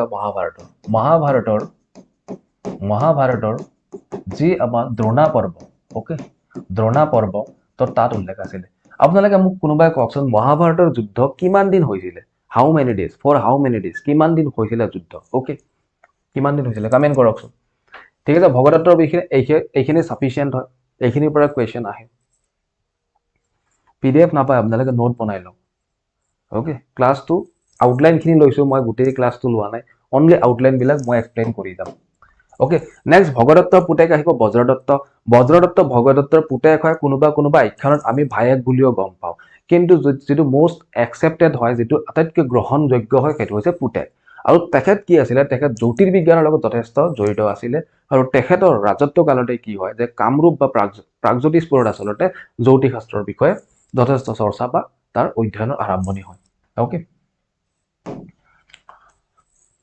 ঠিক আছে 18 days correct যোনে কৈ আছে 18 days it is definitely correct 18 দিন হৈছিলে মহাভাৰতৰ যুদ্ধ ওকে 12 দিনৰ দিনা ভগদত্ত মৰিছে কাৰেক্ট ওকে নাও আমি যদি নৰকাসুৰৰ বিষয়ে পঢ়ো নৰকাসুৰৰ সমসাময়িকভাৱে দুগৰাকী ৰজা আছিলে এগৰাকী আছিলে আমাৰ আমি যদি মানচিত্ৰখন চাওঁ তেতিয়া সেই সময়ত আমি জাস্ট ধৰি লৈছো এজিউম কৰি লৈছো এইখন মানচিত্ৰ তো ইয়াতে আছে আমাৰ গুৱাহাটী হয়নে গুৱাহাটী বা ইয়াত কি হ'ব এইখিনি হ'ব আমাৰ প্ৰাগজ্যোতিষ ওকে এইখিনি আছিলে তেজপুৰ আৰু এইখিনি আছিলে আমাৰ বিদৰ্ভ ওকে ইয়াক কোৱা হয় বিদৰ্ভ মানে হৈছে আমাৰ বৰ্তমানৰ শদিয়া আৰু ইয়াৰ ক্যাপিটেল কি আছিলে কুণ্ডিল নগৰ ওকে তাৰপিছত এইখিনি শোণিতপুৰ ৰাজ্য ইয়াৰ ক্যাপিটেল আছিলে তেজপুৰ এতিয়াও হয় তেজপুৰ হয়নে আৰু এইখিনি হৈছে প্ৰাগজ্যোতিষপুৰ ওকে তো প্ৰাগজ্যোতিষপুৰত যি সময়ত নৰকাসুৰ ৰজা আছিলে সেই সময়ত আন দুগৰাকী অসুৰো আছিলে আন দুগৰাকী ৰজাও আছিলে এগৰাকী হৈছে আমাৰ ইয়াতে বান ৰজা ওকে বা তেখেতক বানাসুৰ বুলিও কোৱা হয় বান অসুৰ বা বান ৰজা ওকে বান ৰজা আছিলে ঠিক আছে কোট আছিলে বান ৰজা তেজপুৰত আছিলে আৰু এগৰাকী ইয়াত ৰজা আছিলে তেওঁৰ নাম হৈছে ভীষ্মক ৰজা ওকে ভীষ্মক ৰজা তো তেওঁলোক তিনিজন সমসাময়িক আছিলে তো আপোনালোকে মনত ৰাখিব অসমৰ একেবাৰে বুৰত অৰ্থাৎ শদিয়াত যি বিদৰ্ভ ৰাজ্য তাৰ ক্যাপিটেল আছিলে কুণ্ডিল নগৰ তাত ৰজা আছিলে ভীষ্মক ৰজা ওকে তাৰ পিছত আমাৰ তেজপুৰ বা শোণিতপুৰ যেটো শোণিতপুৰৰ ক্যাপিটেল তেজপুৰ সেই সময়ত তাত ৰজা আছিলে কোন বান ৰজা ঠিক আছে আৰু একেলগে নৰনাৰায়ণ কি আছিলে ক্ষমা কৰিব নৰকাসুৰ কি আছিলে আমাৰ যি প্ৰাগজ্যোতিষপুৰ তাৰ ৰজা ওকে নৰনাৰায়ণ নহয় ক্ষমা কৰিব ওকে নাও আমি যদি চাও তাকে কৈছো ভীষ্মক ৰজা কোট আছিলে বিদৰ্ভত আছিলে হয়নে বিদৰ্ভ অৰ্থাৎ আমাৰ শদিয়া আজিৰ ডেটৰ আৰু বান ৰজা আছিলে শোণিতপুৰত অলৰেডি মই কৈছো Bhishmaka raja of Vidarbha has is capital at Kundila okay Kundila বা কুণ্ডিল নগৰ আৰু যিগৰাকী ভগৱান কৃষ্ণ এই ভীষ্মক ৰজাৰ জীয়েক যিগৰাকী আছিল আমাৰ কোন ৰুক্মিণীক বিয়া পাতিছিলে ওকে যে ভীষ্মক ৰজাৰ দুজন পুত্ৰ আছিলে ৰুক্মবীৰ আৰু ৰুক্মিণী ঠিক আছে আৰু ৰুক্মবীৰে শ্ৰীকৃষ্ণক যথেষ্ট বেয়া পাইছিলে ভাল নাপাইছিলে কিন্তু ৰুক্মিণীক শ্ৰীকৃষ্ণই ভাল পাইছিলে আৰু ৰুক্মিণীক কি কৰিছিলে কিডনেপ কৰিছিলে আৰু কিডনেপ কৰাৰ সময়ত কোন আছিলে শ্ৰীকৃষ্ণৰ দোস্তি কোন আছিলে তেতিয়া শ্ৰীকৃষ্ণৰ দোস্তি আছিলে পাৰ্থ ওকে তেখেতৰ বন্ধু অৰ্জুন ওকে তেখেতৰ পেহীয়েকৰ ল'ৰা কুন্তীৰ ল'ৰা অৰ্জুনে সহযোগ কৰিছিলে তো সেই সময়ত কি কৰিছিলে যে অৰ্জুন আৰু শ্ৰীকৃষ্ণ আহি পেলাই আমাৰ ৰুক্মিণীক যি ভীষ্মক ৰজা আমাৰ কুণ্ডিল নগৰত যি ভীষ্মক ৰজা আছিলে তেওঁৰ জীয়ৰী কোন আছিলে তেওঁৰ কন্যা আছিলে আমাৰ ৰুক্মিণী আৰু ৰুক্মিণীক হৰণ কৰে আৰু ইয়াৰ আধাৰতে কি হয় ৰুক্মিণী হৰণ হয়নে আপোনালোকে নিশ্চয় ৰুক্মিণী হৰণৰ কথা শুনিছে ঠিক আছে ৰুক্মিণী হৰণ ইয়াৰ আধাৰতে নিৰ্মিত হয় ওকে তাৰপিছত বান ৰজাৰ ক্ষেত্ৰতো আৰু এটা হৰণৰ কাহিনী আছে যি আমাৰ তেজপুৰত বান ৰজা আছিলে তো বান ৰজাৰ জীয়েক কোন আছিলে উষা আছিলে ঠিক আছে আৰু এই উষাৰ লগত থকা এগৰাকী লিগিৰি আছিলে চিত্ৰলেখা ওকে অৰ্থাৎ উষাৰ এছিষ্টেণ্ট আছিলে কাম কাজ চাই দিছিলে হয়নে এই যে চিত্ৰলেখা গৰাকী আছিলে তেখেতে যথেষ্ট সুনিপুণ চিত্ৰকাৰ আছিলে এগৰাকী আৰ্টিষ্ট আছিলে তেওঁ ড্ৰ কৰিছিলে ওকে স্কেচ বনাইছিলে ড্ৰ কৰিছিলে পৰ্ট্ৰেইট বনাইছিলে তো এতিয়া কি এদিন কি হ'ল যি উষাই এদিন শুই থাকোঁতে হঠাৎকে এগৰাকী ৰাজকুমাৰৰ সপোনত দেখা পালে আৰু দেখিলে যে তেওঁ সেইগৰাকী মানুহক ভাল পায় প্ৰেম কৰে তেওঁ ঠিক আছে আৰু সেই মানুহগৰাকী কোন হয় অজ্ঞাত তেওঁ গম নাপায় কোনে গম নাপায় উষাই গম নাপায় ওকে তো নেক্সট দিনা ৰাতিপুৱা উঠি পেলাই কি ক'লে চিত্ৰলেখাক ক'লে যে মই আচলতে এগৰাকী ৰাজকুমাৰক সপোনত দেখিছোঁ আৰু সেইগৰাকী কোন হয় মই নাজানো কিন্তু মোক সেইগৰাকী লাগে ঠিক আছে তো লাগে বুলি কোৱাৰ পিছত চিত্ৰলেখাই কি কৰিলে এটা স্কেচ বনালে ওকে আৰু সেই স্কেচটো যেতিয়া বনোৱা পাৰফেক্টলি হ'ল তেতিয়া আমাৰ উষাই কৈছিলে যে হয় এইগৰাকী সেইগৰাকী যিগৰাকীক মই সপোনত দেখিছিলোঁ ওকে হয়নে তো তাৰপিছত আজিকালি হ'লে কি হ'লে আজিকালি সপোন দেখাৰ পাছত ফেচবুক ইনষ্টাগ্ৰাম খুলি পেলাই হয়নে তেতিয়াতো ফেচবুক ইনষ্টাগ্ৰাম নাছিলে স্কেচ বনাইছিলে ঠিক আছে ভাবি চাওকচোন আজিৰ ডেটত যদি চিত্ৰলেখাক ফৰেনচিক ডিপাৰ্টমেণ্টে পালে হয় কি কৰিলে হয় ওকে এনিৱে চিত্ৰলেখাই কি কৰিছিলে যিটো স্কেচটো বনাই দিলে তাৰপিছত ৰজাঘৰীয়া যিহেতু তেওঁলোক আছিলে তেওঁলোকে ইনকুৱাৰী কৰিলে যে এই মানুহগৰাকী কোন হয় এইগৰাকী হৈছে অনিৰুদ্ধ আৰু অনিৰুদ্ধ আন কোনো নহয় যে শ্ৰীকৃষ্ণৰ নাতিয়েক হয় শ্ৰীকৃষ্ণৰ গ্ৰেণ্ডছান হয় ওকে তাৰপিছত অনিৰুদ্ধক বিচাৰি গ'ল অনিৰুদ্ধক উঠাই দিলে ঠিক আছে অনিৰুদ্ধক কিডনেপ কৰিলে আৰু তাকে কোৱা হয় কুমাৰ হৰণ ৰাজকুমাৰক হৰণ কৰিলে কুমাৰ হৰণ ঠিক আছে হয়নে আজিকালিতো আপোনালোকে ল'ৰা চৰা উঠাই দিয়ে ক'ৰবাত কিছুমানে হয়নে তো কুমাৰ হৰণ ঠিক আছে তো তাকে কোৱা হয় যে the grandson of Krishna against his will তেখেতে আচলতে অনিৰুদ্ধই আচলতে বিচৰা নাছিলে হয়নে কোনোবা ছোৱালীয়ে সপোনত দেখিব আৰু মোক উঠাই লৈ যাব হ'ব নেকি সেইটো ঠিক আছে হয়নে কিতাপৰ লগত কাৰেণ্ট এফেয়াৰ্ছ যোনে পোৱা নাই মেছেজ কৰিবা পঠিয়াই দিম ওকে তাৰপিছত কি হ'ল এতিয়া কথাটো হ'ল কি ভগৱান কৃষ্ণই ভাবিছে মোৰ নাতিক লৈ যাবা ভগৱান শ্ৰীকৃষ্ণ নিজে এণ্ট্ৰি কৰিছে আহিছে নিজে অহাৰ পিছত কি হ'ল আমাৰ যিগৰাকী বান ৰজা আছিলে তেখেতে কি আছিলে শিৱ ভক্ত আছিলে ভগৱান মহাদেৱক যথেষ্ট আৰাধনা কৰিছিলে সেই সময়ত বান ৰজাই ভাবিলে কৃষ্ণইতো মোক এটেক দিব আহি আছে তো মই কি কৰোঁ যে ময়ো এতিয়া মহাদেৱক আৰাধনা কৰোঁ তো তেতিয়া আমাৰ কি কৰিলে বান ৰজা মহাদেৱক আৰাধনা কৰিলে আৰু তাৰপিছত কি হ'ল মহাদেৱেতো জানেই আপোনালোকে যদি মহাদেৱক কোনোবা আৰাধনা কৰে তাৎক্ষণিকভাৱে তেখেতে উপস্থিত হয় গতিকে তাৰপিছতে কি হ'ল যে মহাদেৱৰ এণ্ট্ৰি হ'ল মহাদেৱে আহি পালে তেজপুৰ ঠিক আছে আৰু কৃষ্ণই আহি পালে তেজপুৰ কৃষ্ণই কিয় আহিছে কৃষ্ণই কৈছে মোৰ নাতিক উঠাই লৈ আহিছে মহাদেৱে কিয় আহিছে যে মোৰ ভক্তই মোক বিচাৰিছে তো কোন আহিছে কৃষ্ণ মানে হৈছে হৰি আৰু মহাদেৱ মানে হৈছে হৰ তো হৰি আৰু হৰৰ মাজত তয়াময়া যুদ্ধ হয় ওকে তো তাকে কোৱা হয় হৰি হৰৰ যুদ্ধ ঠিক আছে হৰি হৰৰ যুদ্ধ ক'ৰ লগত জড়িত বান ৰজাৰ লগত জড়িত উষা অনিৰুদ্ধৰ লগত জড়িত শোণিতপুৰ বা তেজপুৰৰ লগত জড়িত হয় okay I think I am clear to you তো তাৰ লগতে ৰিলেটেড হয় কুমাৰ হৰণ আপোনালোকে নিশ্চয় শুনিছে ইয়াৰ উপৰি যি হৰিহৰৰ যুদ্ধ হৈছিলে ক'ত হৈছিলে তেজপুৰ বিলত হৈছিলে বুলি ইতিহাসবিদে ক্লেইম কৰে তেজপুৰ বিলত উষা অনিৰুদ্ধৰ যুদ্ধ হৈছিলে ইয়াৰ উপৰি বান ৰজাৰ লগত ৰিলেটেড কি হয় যি সেই যুদ্ধ যাতে ৰোধ কৰিব পাৰে তাৰ কাৰণে কি কৰিছিলে অগ্নিগড় বনাইছিলে হয়নে অগ্নিগড় নিশ্চয় শুনিছে আপোনালোকে গৈও পাইছে নিশ্চয় ইয়াৰ উপৰি চিত্ৰলেখা উদ্যান আছে আজিৰ ডেটতো আছে হয়নে চিত্ৰলেখা উদ্যান ক'ত আছে তেজপুৰত আছে ইয়াক কি বুলি কোৱা হয় কোল পাৰ্ক বুলি কোৱা হয় ওকে কোল পাৰ্ক বুলি কোৱা হয় ৰাইট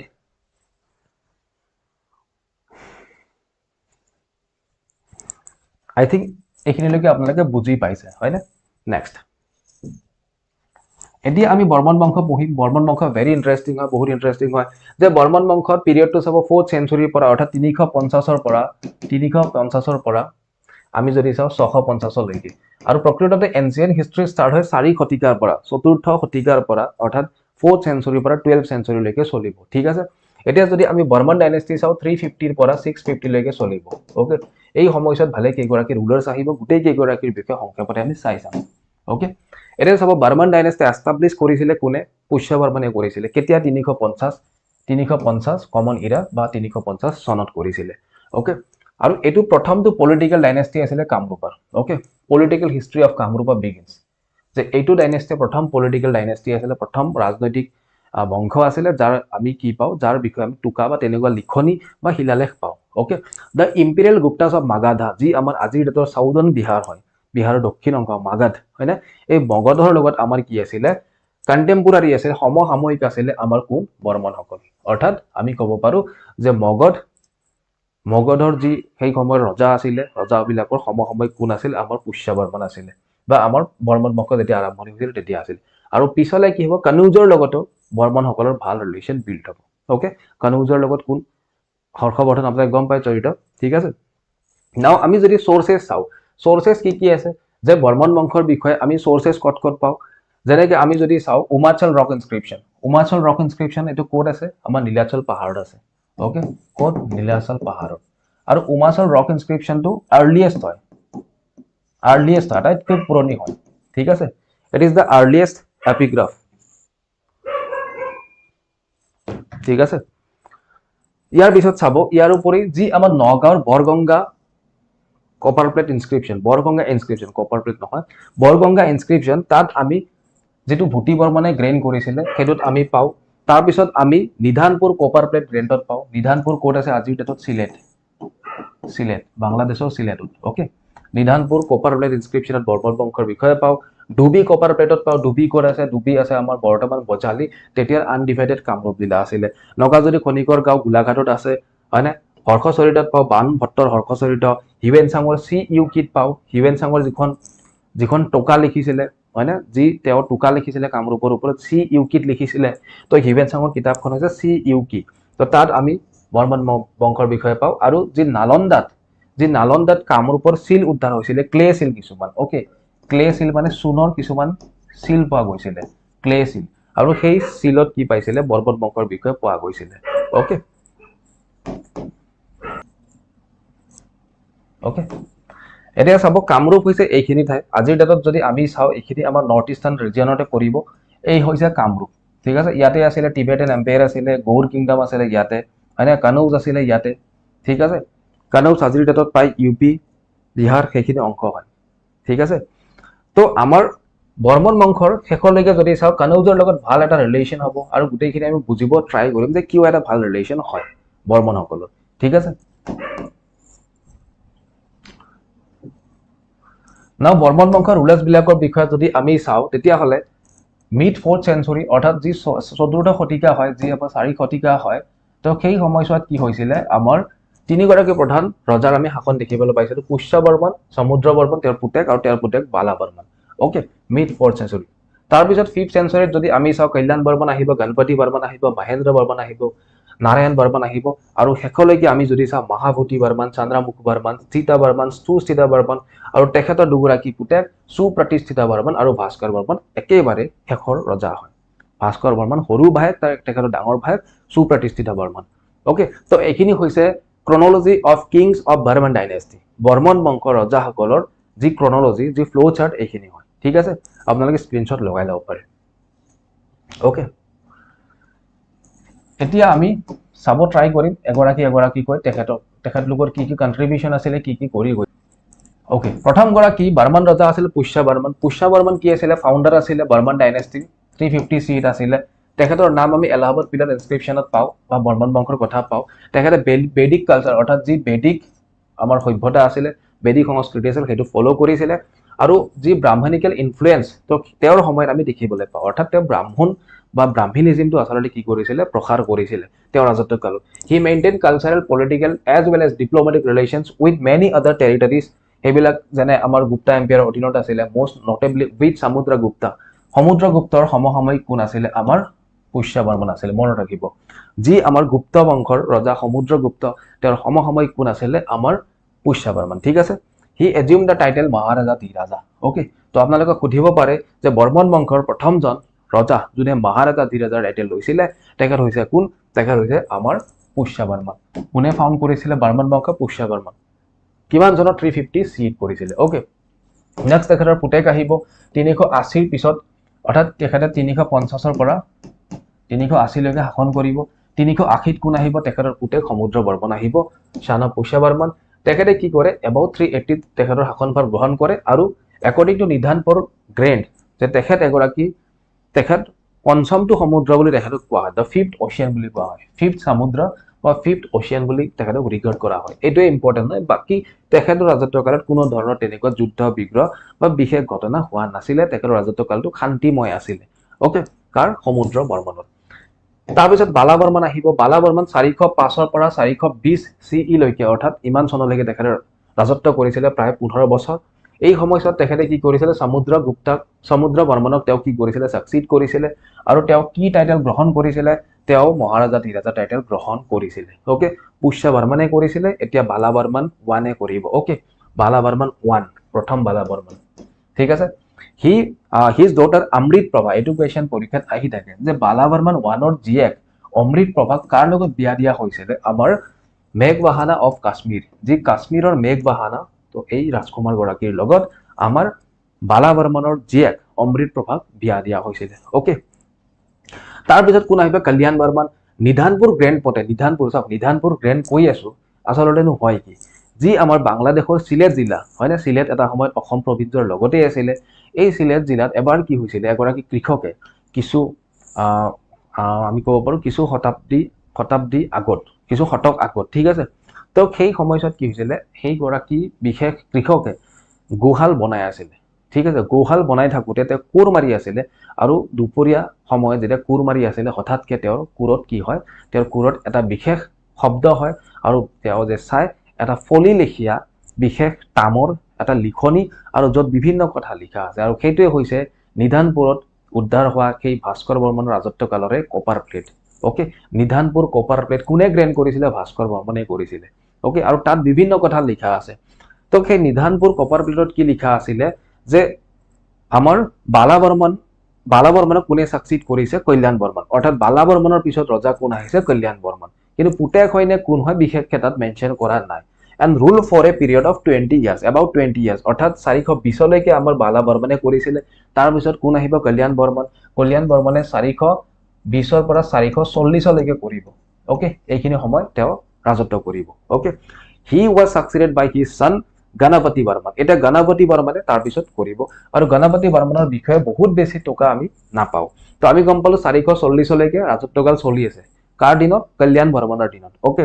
এটা কোন আহিব গণপতি বৰ্মনৰ শাসনকাল যদি চাও আমি তেতিয়া হলে বিশেষ উল্লেখযোগ্য একো নাই গতিকে তেখেতৰ ৰাজত্বকালটো 440 ৰ পৰা 470 লৈকে হ'ব ঠিক আছে তো তাৰ পিছত তেখেতৰ পুতেক আহিব কোন Mahendra Barman succeeded his father Ganapati Barman তো মহেন্দ্ৰ বৰ্মনৰ দেউতাক কোন আছিল গণপতি বৰ্মন যোনে কি আছিল যথেষ্ট উল্লেখযোগ্য ৰজা নাছিল ঠিক আছে তেখেতৰ অৱদান কম ওকে কিন্তু মহেন্দ্ৰ বৰ্মন যথেষ্ট উল্লেখযোগ্য ৰজা তো আমি কি গম পালো গণপতি বৰ্মনে প্ৰায় 30 বছৰ কাল ৰাজত্ব কৰে 440 ৰ পৰা 470 লৈকে ওকে ইয়াৰ আগতে এটা ইনফৰমেশন মই ৰাখি থলো ইয়াতে Davaka kingdom Kapili valley was annexed to the Kamarupa kingdom during the reign of কল্যাণ বৰ্মন ওকে কল্যাণ বৰ্মন যিগৰাকী ৰজা মই কৈছো তো তেওঁৰ দিনত কি হৈছিল তেওঁৰ দিনত দবকা কিংডম যেটো কপিলি নদীৰ পাৰত অৱস্থিত প্ৰকৃততে দবকা ভ্যালি এই দবকা কিংডমটো Kamarup was annexed to the Kamarup kingdom অৰ্থাৎ এই কামৰূপ কিংডমে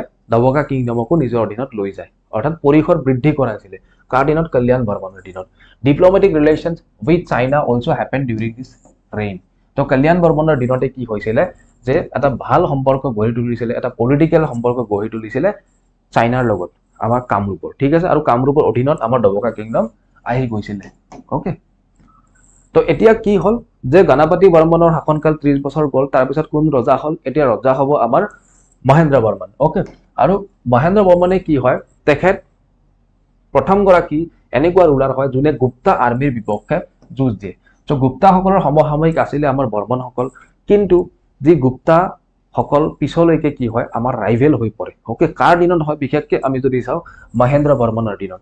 আৰু প্ৰথমগৰাকী শাসক আছিলে বৰ্মন বংশৰ, যোনে ছাকচেছফুলি ৱেষ্ট ৱাৰ এগেইনষ্ট, প্ৰথম এজন ৰজা যোনে গুপ্তা আৰ্মীসকলৰ বিপক্ষে ৰণত যুঁজিছিলে। এণ্ড কোৱা হৈছে ফাৰ্ষ্ট বাৰ্মান টু পাৰফৰ্ম অশ্বমেধা যজ্ঞ। তো অশ্বমেধা যজ্ঞ, যাক হৰ্চ চেক্ৰিফাইচ বুলি কোৱা হয়, হয়নে, হৰ্চ চেক্ৰিফাইচ বুলি কোৱা হয়। তো অশ্বমেধা যজ্ঞ কি হয়, এটা অশ্বমেধা যজ্ঞত এটা ঘোঁৰাক নিজৰ টেৰিটৰী পাৰ কৰি পেলাই ঘূৰিব দিয়া হয়। সেই ঘোঁৰাটোৱে যিমান দূৰ অতিক্ৰম কৰিব সেই টেৰিটৰীটো সেইজন ৰজাৰ অধীনত হৈ যাব। কিন্তু যদি সেই ঘোঁৰাটোক কোনোবাই বাধা দিয়ে তেতিয়াহ'লে সেইজন শাসকে বা যোনে বাধা দিয়ে তেওঁ যুঁজ কৰিব লাগিব। যদি যুঁজত জিকে তেতিয়াহ'লে সেই ঘোঁৰাটো উভতি আহিব, সেই টেৰিটৰীটো সেইজন ৰজাই নলয়। আৰু যদি নিজিকে তেতিয়াহ'লে সেই টেৰিটৰীটো ৰজাৰ অধীনত আহিব। অৰ্থাৎ কি সেই ঘোঁৰাটো যদি ঘূৰি ছাকচেছফুলি আহে সেই টেৰিটৰীখিনি যিমান ঘূৰিছে সেইখিনি ৰজাৰ, যি ৰজাই পঠিয়াব। যেনে মহেন্দ্ৰ বৰ্মনে যদি ঘোঁৰা পঠিয়াইছিলে, অৰ্থাৎ সেই ঘোঁৰাই যদি গৈ পেলাই পুন্দ্ৰবৰ্ধন বা গৌড় কিংডম ঘূৰি আহিলেহেঁতেন, তো সেইটো নিজৰ টেৰিটৰী হৈ গ'লেহেঁতেন, হয়নে। অৰ্থাৎ অইন ৰজাই ভয় খাই পেলাই যে মহেন্দ্ৰ বৰ্মনৰ ঘোঁৰা আহিছে, তো ইয়াক হাত দিব নোৱাৰা, নহ'লে মৰিব লাগিব, ঠিক আছে। আৰু যদি কোনোবাই হাত দিয়ে তেখেতৰ লগত যুদ্ধ হ'ব। তাকে কোৱা হয় অশ্বমেধ যজ্ঞ। আৰু অৱশেষত সেই ঘোঁৰাটোক বলি দিয়া হয়, তাৰ কাৰণে হৰ্চ চেক্ৰিফাইচ বুলি কোৱা হয়। অ'কে, তো কি কোৱা হৈছে, অশ্বমেধ যজ্ঞ তিনিগৰাকী বাৰ্মান ৰজাই কি কৰিছিলে, পাৰফৰ্ম কৰিছিলে। প্ৰথমটো মহেন্দ্ৰ বৰ্মনে কৰিছিলে, তাৰপিছত কোন কৰিছিলে, তাৰপিছত মহাভূতি বৰ্মনে কৰিছিলে, আৰু তাৰপিছত সীতা বৰ্মনে কৰিছিলে। অ'কে, মনত ৰাখিব তিনিগৰাকীয়ে, প্ৰথম হৈছে মহেন্দ্ৰ বৰ্মন, হয় না, প্ৰথম মহেন্দ্ৰ বৰ্মন, তাৰপিছত মহাভূতি বৰ্মন, আৰু তাৰপিছত হৈছে সীতা বৰ্মন। এই তিনিগৰাকী অশ্বমেধ যজ্ঞ কৰিছিলে। আৰু অশ্বমেধ যজ্ঞ কৰে মানে কি, অশ্বমেধ যজ্ঞ কৰাৰ মিনিং এটাই হয় যে তেখেতসকল, প্ৰথম কথা হৈছে ইণ্ডিপেণ্ডেণ্ট ৰুলাৰ, ছেকেণ্ড কথা হৈছে তেওঁলোকৰ পাৱাৰ গ্ৰ' হৈছে। অশ্বমেধ যজ্ঞ এনেকুৱা সৰু সুৰা ৰজাই পাৰফৰ্ম নকৰে, যুদ্ধ কৰিবতো মন গৈ নাথাকে ন। অশ্বমেধ যজ্ঞ কৰিব মানে কি, আল্টিমেটলি যুঁজুকে থাকে। তো যুঁজুকে কেতিয়া থাকিব, যুঁজিম কেতিয়া থাকিব, যেতিয়া পাৱাৰ থাকিব, হয় না। তো ডেট মিনছ যে কি তেতিয়া পাৱাৰ গ্ৰ' হৈ আছিলে ডেফিনেটলি। ইয়াত কোৱা হৈছে Mahendra Varman was succeeded by his son Narayana Varman. Okay, Narayana Varman. তো মহেন্দ্ৰ বৰ্মনৰ পুতেক নাৰায়ণ বৰ্মন আহিব, who had good knowledge of military and political affairs. Narayana Varman definitely দেউতাকৰ নিচিনাই আছিলে, তেখেতৰ পলিটিকেল মানে ৰাজনৈতিক দিশত আৰু আমাৰ সামৰিক দিশত যথেষ্ট কি আছিলে, নলেজ আছিলে, অ'কে, জ্ঞান আছিলে। আৰু যিগৰাকী নাৰায়ণ বৰ্মন তেখেতক ছাকচিড কৰিব মহাভূতি বৰ্মন। তো আমি কি গম পালো যে মহেন্দ্ৰ বৰ্মনৰ নাতিয়েক কোন হ'ব, মহাভূতি বৰ্মন। অ'কে, বুজি পাইছে, ৰিলেট কৰি আছে। তো এবাৰ মই ৰিকল কৰি দিছো গোটেইখিনি বস্তু। অ'কে, তো আমি ৰিকল কৰিলে পুষ্য বৰ্মনৰ পুতেক কোন আহিব, সমুদ্ৰ বৰ্মন। সমুদ্ৰ বৰ্মনৰ পুতেক বুলি লিখা নাই, কিন্তু তেখেতক ছাকচিড কৰিব বালা বৰ্মন 1। বালা বৰ্মনৰ পুতেক কোন আহিব, বালা বৰ্মনৰ পুতেক আহিব আমাৰ কল্যাণ বৰ্মন। অ'কে, ইয়াতে পুতেক বুলি লিখা হোৱা নাই, ঠিক আছে। কিন্তু কল্যাণ বৰ্মনৰ পুতেক কোন আহিব, গণপতি বৰ্মন। গণপতি বৰ্মন অহাৰ পিছত কি হ'ব, গণপতি বৰ্মনৰ পিছত তেখেতৰ পুতেক আহিব মহেন্দ্ৰ বৰ্মন। মহেন্দ্ৰ বৰ্মনৰ পিছত তেখেতৰ পুতেক কোন আহিব, নাৰায়ণ বৰ্মন। আৰু নাৰায়ণ বৰ্মনৰ পুতেক কোন আহিব, মহাভূতি বৰ্মন। অ'কে, আৰু মনত ৰাখিব যি আমাৰ হৰ্ষবৰ্ধনৰ লগত কুমাৰ ভাস্কৰ বৰ্মনৰ এলায়েন্স হ'ব, ৰিলেশ্যন গঢ়ি উঠিব, তাৰ মূলতে দুইগৰাকী ব্যক্তি, এগৰাকী হৈছে ভূতি বৰ্মন বা মহাভূতি বৰ্মন, এগৰাকী ব্যক্তিয়ে হয়, আৰু আনগৰাকী হৈছে মহেন্দ্ৰ বৰ্মন। চ' মহেন্দ্ৰ বৰ্মনে কি কৰিছিলে, টেৰিটৰী এক্সপাণ্ড কৰিছিলে, পাৱাৰফুল ৰুলাৰ আছিলে। আৰু মহাভূতি বৰ্মনটো তাতকৈও বেছি পাৱাৰফুল আছিলে। অ'কে, আমি এতিয়া মহাভূতি বৰ্মনৰ বিষয়ে চাম।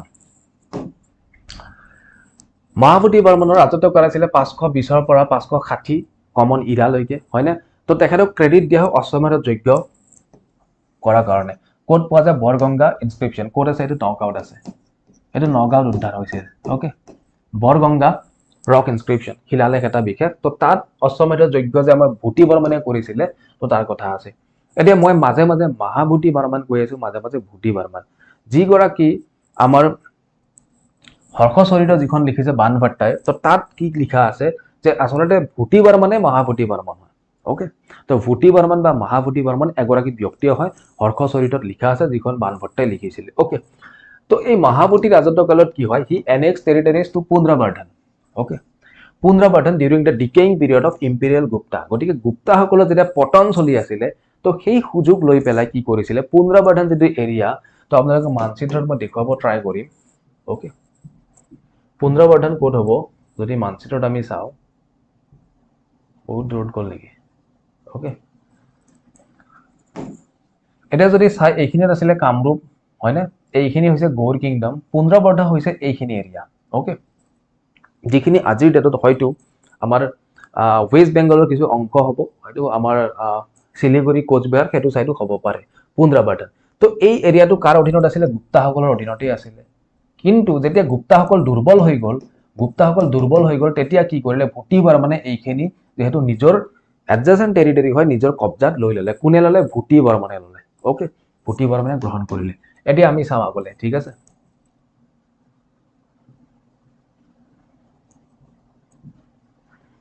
তো তেখেতে কি কৰিলে টেৰিটৰি পুন্দ্ৰবৰ্ধনলৈকে কি কৰিলে এক্সপান্ড কৰিলে প্ৰথম কথা হয়নে সেকেন্ড কথা তেওঁ কি কৰিছিলে তেওঁ যথেষ্ট দানী আছিলে আৰু ব্ৰাহ্মণসকলক লেন্ড গ্ৰেন্ট কৰিছিলে ভূ দান কৰিছিলে ওকে তেওঁ কি কৰিছিলে ব্ৰাহ্মণসকলক বিভিন্ন মাটি দান কৰিছিলে হে আমাৰ ডুবি কপাৰ প্লেট আৰু নিদানপুৰৰ কপাৰ প্লেটত লিখা আছে যে মহাবুদ্ধি বৰ্মনে যথেষ্ট ভূ দান কৰিছিলে হে সিলেটৰ ফালে হওক বাংলাদেশৰ ফালে হওক বা আমাৰ লোৱাৰ আসামৰ ফালৰ পৰা যদি চাও আজিৰ ডেটত তেতিয়া হলে আমাৰ পুন্দ্ৰবৰ্ধন বা বিভিন্ন এৰিয়াত তেওঁ ভূ দান কৰিছিলে ব্ৰাহ্মণসকলক ওকে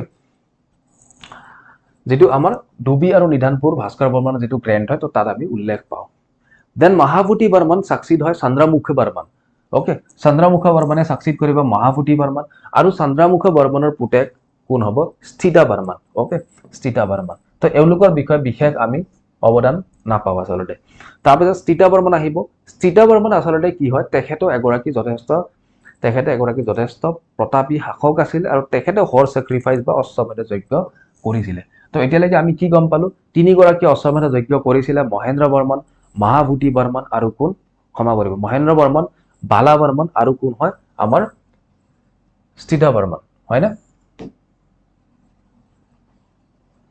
ক্ষমা কৰিব ভেৰি সৰি মহেন্দ্ৰ বৰ্মন মহাবুদ্ধি বৰ্মন বালা নহয় মহেন্দ্ৰ বৰ্মন মহাবুদ্ধি বৰ্মন আৰু আমাৰ স্থিতা বৰ্মন ঠিক আছে মহাবুদ্ধি বৰ্মনে কৰিছিলে আৰু স্থিতা বৰ্মনে কৰিছিলে এতিয়া যদি আমি চাও স্থিতা বৰ্মনে যে অশ্বমেধ যজ্ঞ কৰিছিলে সেইটোতো প্ৰমাণ লাগিব সেইটো কোড আছে যি আমাৰ নালন্দাৰ ক্লে সিল নালন্দাত যে সিল উদ্ধাৰ হৈছিলে তাত লিখা আছিল কিছুমান সিল পোৱা গৈছিলে নালন্দাত আৰু তাত আজিৰ ডেটত নালন্দা কোড আছে বিহাৰত আছে তো তাত আচলতে এই যে অশ্বমেধ যজ্ঞ কোনে কৰিছিলে আমাৰ স্থিতা বৰ্মনে যে কৰিছিলে সেইটো উল্লেখ আছে okay his name is also found as Bhuti Barman মই অলৰেডি ক'লো যে মহাভূটি বৰ্মনৰ নামটো ভূটি বৰ্মন হিচাপে ক'ত আছে হৰ্ষচৰিতত আছে যিখন বানপত্ৰই লিখিছিলে ক্লিয়াৰ নাও এতিয়া যদি আমি চাওঁ শেষৰ পিনে যি স্থিতা বৰ্মন আছিলে তেখেতৰ পুতেক আছিলে সুস্থিতা বৰ্মন ওকে তেখেতৰ পুতেক স্থিতা বৰ্মনৰ পুতেক আছিলে সুস্থিতা বৰ্মন আৰু সুস্থিতা বৰ্মনৰ পিছত ৰজা হয় সুপ্ৰতিষ্ঠিতা বৰ্মন তেখেতৰ পুতেক ওকে তো আমি কি গম পালো স্থিতা বৰ্মন চন্দ্ৰমুখ বৰ্মনৰ পুতেক আছিলে স্থিতা বৰ্মনৰ পুতেক আছিলে সুস্থিতা বৰ্মন আৰু সুস্থিতৰ পুতেক কোন আছিলে সুপ্ৰতিষ্ঠিতা বৰ্মন আৰু ভাস্কৰ বৰ্মন ওকে আৰু ভাস্কৰ বৰ্মন তো ডাঙৰ ককায়েক আছিলে সুপ্ৰতিষ্ঠিতা বৰ্মন আৰু সৰুজন আছিলে ভাস্কৰ বৰ্মন ওকে এই দুজন কাৰ পুতেক আছিলে সুস্থিতা বৰ্মনৰ পুতেক আছিলে ওকে এটা কি কোৱা হৈছে যে স্থিতা Barman was succeeded by his son সুস্থিতা Barman who was known well as Shri মৃগাংকা পৰীক্ষাত সোধা হয় শ্ৰী মৃগাংক কাক জনা যায় যে সুস্থিতা বৰ্মনক শ্ৰী মৃগাংক বুলিও জনা যায় okay he took the title of মহাৰাজা ধীৰাজা গতিকে কি সুস্থিতা বৰ্মনে মহাৰাজা ধীৰাজা টাইটেল গ্ৰহণ কৰিছিলে তাৰপিছত তেখেতৰ পুতেক সুপ্ৰতিষ্ঠিতা বৰ্মন আৰু ভাস্কৰ বৰ্মন আহিব কিন্তু সুপ্ৰতিষ্ঠিতা বৰ্মনে বেছি দিন শাসন কৰিব নাপায় তাৰপিছত তেখেতৰ সৰু ভায়েক ভাস্কৰ বৰ্মনে শাসন কৰিব লয় যিগৰাকী ভাস্কৰ বৰ্মনৰ বিষয়ে আমি যথেষ্ট পঢ়িবলৈ পাওঁ ওকে ইয়াতে কি কোৱা হৈছে সুপ্ৰতিষ্ঠিতা বৰ্মন ফাৰ্ষ্ট ইন্ট্ৰোডিউসড এলিফেন্ট আৰ্মি এটা ইম্পৰ্টেন্ট যি ভাস্কৰ বৰ্মনৰ ডাঙৰ ভায়েক আছিলে সুপ্ৰতিষ্ঠিতা বৰ্মন তো তেখেতে কি কৰিছিলে প্ৰথম এলিফেন্ট আৰ্মি যি হাতীৰ যি সেনা সেয়া প্ৰস্তুত কৰিছিল okay he also introduced many rules and regulations in Kamrupa kingdom but was not able to reign for a long period as he died তো যদিও তেওঁ বহুতখিনি ৰুল ৰেগুলেশ্যন আনিছিলে সুপ্ৰতিষ্ঠিতা বৰ্মনে কিন্তু বেছি দিন তেওঁ শাসন কৰিব নোৱাৰিলে কাৰণ তেখেতে মৃত্যুবৰণ কৰে তাৰপিছত তেখেতৰ সৰু ভায়েক বা তেখেতৰ ইয়ংগাৰ ব্ৰাদাৰ ভাস্কৰ বৰ্মনে শাসন কৰিব লয় ঠিক আছে এইখিনিলৈকে ক্লিয়াৰ আই হোপ ক্লিয়াৰ আপোনালোকে নোট ডাউন কৰি ল'ব এতিয়া আহিছে ভাস্কৰ বৰ্মন যি স্থিতা বৰ্মন সুপ্ৰতিষ্ঠা বৰ্মন ঠিক আছে সুপ্ৰতিষ্ঠা বৰ্মন তেখেতৰ পুতেক কোন আছিলে এটা হৈছে সুপ্ৰতিষ্ঠিত বৰ্মন আনটো হৈছে ভাস্কৰ বৰ্মন ওকে তো যেহেতু এখেত কি হয় এখেতৰ মৃত্যু হৈছে এতিয়া কোন ৰজা হ'ব ভাস্কৰ বৰ্মন ৰজা হ'ব তো ভাস্কৰ বৰ্মনৰ ৰাজত্বকাল 594 পৰা 650 AD লৈকে হয় ওকে 594 পৰা 650 AD লৈকে হয়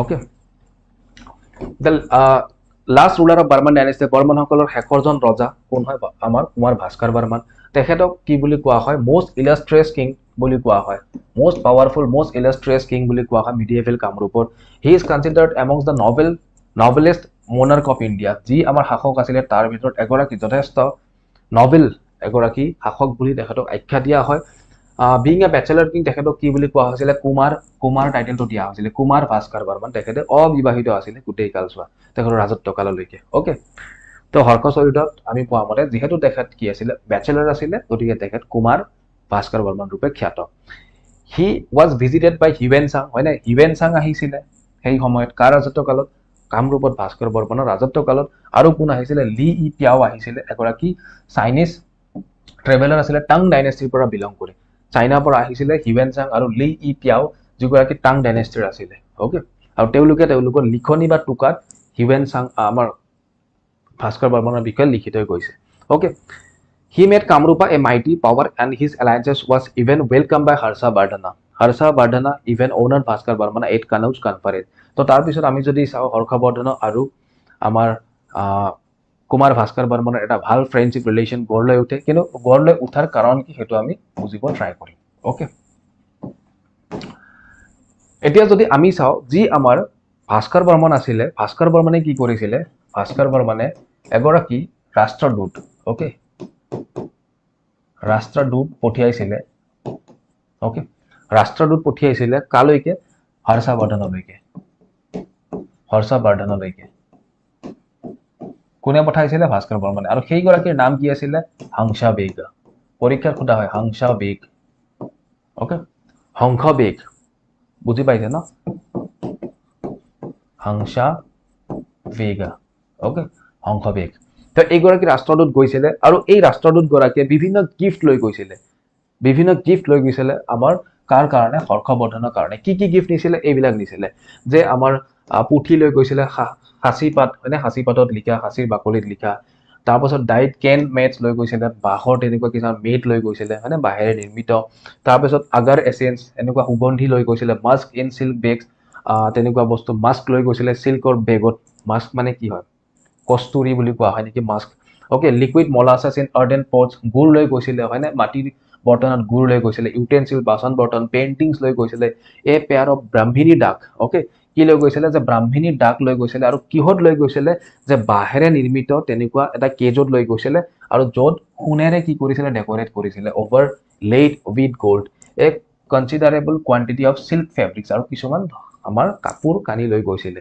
বস্ত্ৰ লৈ গৈছিলে এই গোটেই গিফ্ট বিলাকৰ ভিতৰত কেৱল মাত্ৰ এটা গিফ্ট যিটো ভাস্কৰ বৰ্মনে গ্ৰহণ কৰিছে আৰু সেইটো হৈছে a royal umbrella studded with gems okay এটা ৰাজকীয় ছত্ৰী যিটোত কিছুমান মণি মুকুতাৰে কি আছিলে এমব্ৰইডাৰ্ড আছিলে কিছুমান মণি মুকুতাৰে ষ্টাডেড আছিলে ওকে তো আমি ক'ব পাৰো ভাস্কৰ বৰ্মনে বিভিন্ন গিফ্ট পঠিয়াইছিলে কিন্তু হৰ্ষবৰ্ধনে কেৱল ৰয়েল আমব্ৰেলাটোহে গ্ৰহণ কৰিছে মনত ৰাখিব ঠিক আছে এটা বিভিন্ন কথা পাম কিন্তু কথা হ'ল কি যে শশাংক এগৰাকী ৰজা আছিলে গৌড় ৰজাৰ সেইগৰাকীৰ বিষয়ে আমি পঢ়িবলৈ পাম কিন্তু তাৰ আগতে কথা হৈছে কি যে ভাস্কৰ বৰ্মন আৰু আমাৰ হৰ্ষবৰ্ধনৰ মাজত কিয় ৰিলেশ্যন ভাল হয় ওকে এইখিনি বুজিব আমি ট্ৰাই কৰিম যদি ইণ্টাৰেষ্ট আছে কওক কণ্টিনিউ কৰিম ঠিক আছে ইণ্টাৰেষ্টটো আছে ন ষ্টিল 102 ষ্টুডেণ্টৰ লাইফ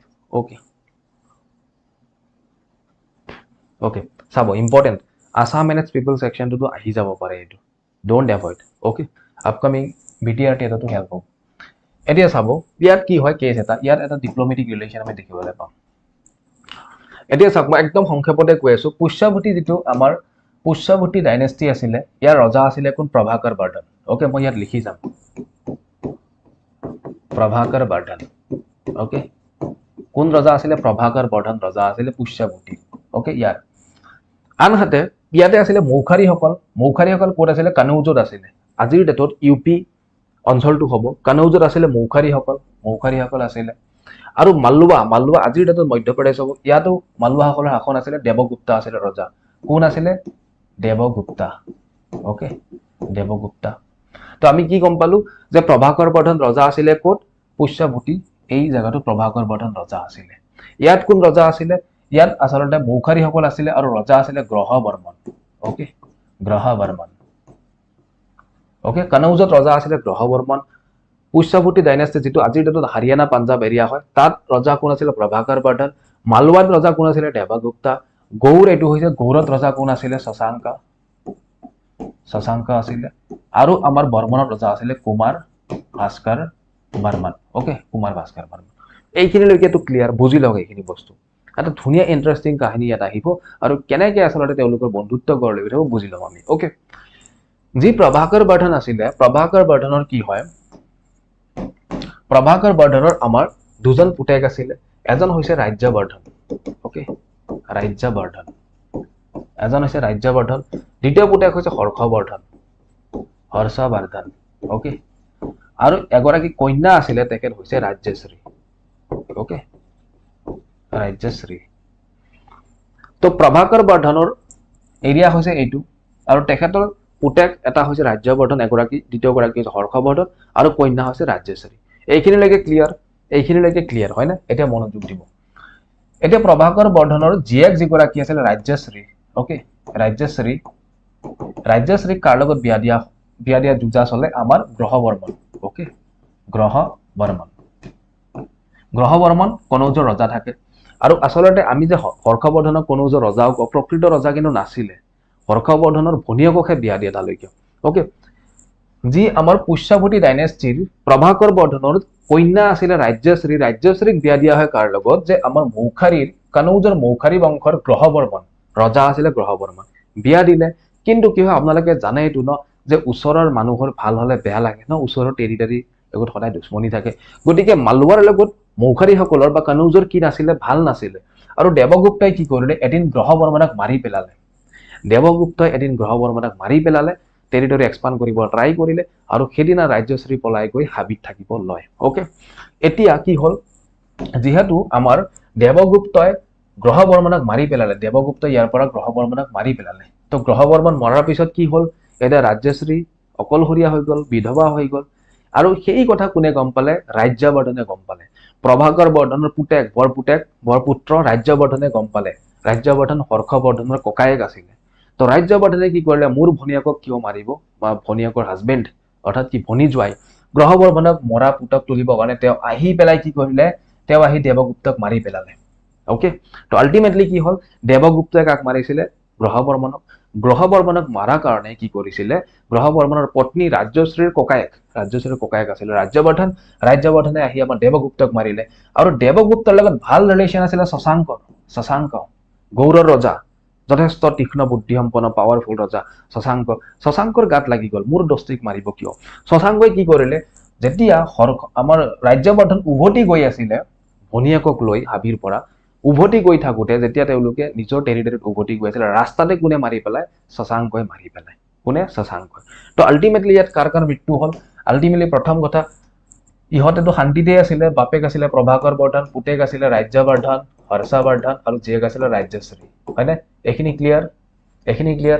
ৰাজ্যশ্ৰীক বিয়া দিছিলে গ্ৰহ বৰ্মনৰ লগত। দেৱগুপ্ত আছিলে ইয়াতে, দেৱগুপ্তই গৈ গ্ৰহ বৰ্মনক মাৰি পেলালে। এতিয়া যিহেতু গ্ৰহ বৰ্মনৰ লগত বিয়া হৈছিল ৰাজ্যশ্ৰী, গ্ৰহ বৰ্মনক মৰা দেখাত আমাৰ ৰাজ্যবৰ্ধন ডাঙৰ ভায়েক আহি পেলাই ইয়াক মাৰি পেলালে। এতিয়া ইয়াক মৰা দেখি পেলাই ইয়াৰ পাৰ্টনাৰ আছিলে কোন? আমাৰ শশাংকই গৈ পেলাই আকৌ ৰাজ্যবৰ্ধনক মাৰি পেলালে। প্ৰভাকৰ বৰ্ধনটো বুঢ়াই হৈছে, ৰাজ্যবৰ্ধনক মাৰি পেলালে। দায়িত্ব কাৰ মূৰত আছে? হৰ্ষবৰ্ধনৰ। ঠিক আছে, এতিয়া হৰ্ষবৰ্ধনৰ কি? যে হৰ্ষবৰ্ধনৰ দুশ্মনী কিয় জাগি উঠে শশাংকৰ লগত? হৰ্ষবৰ্ধনৰ ভগ্নীক বিয়া দিছিলে গ্ৰহ বৰ্মনৰ লগত, তাক দেৱগুপ্তই মাৰি পেলালে। এতিয়া সেই দেৱগুপ্তক বাৰু ৰাজ্যবৰ্ধনে মাৰি পেলাইছিলে, কিন্তু সেই ৰাজ্যবৰ্ধনক কোনে মাৰিলে? ৰাজ্যবৰ্ধনক শশাংকই মাৰিছিলে, হয়নে? গতিকে হৰ্ষবৰ্ধনৰ ককায়েকক শশাংকই মাৰিছিলে।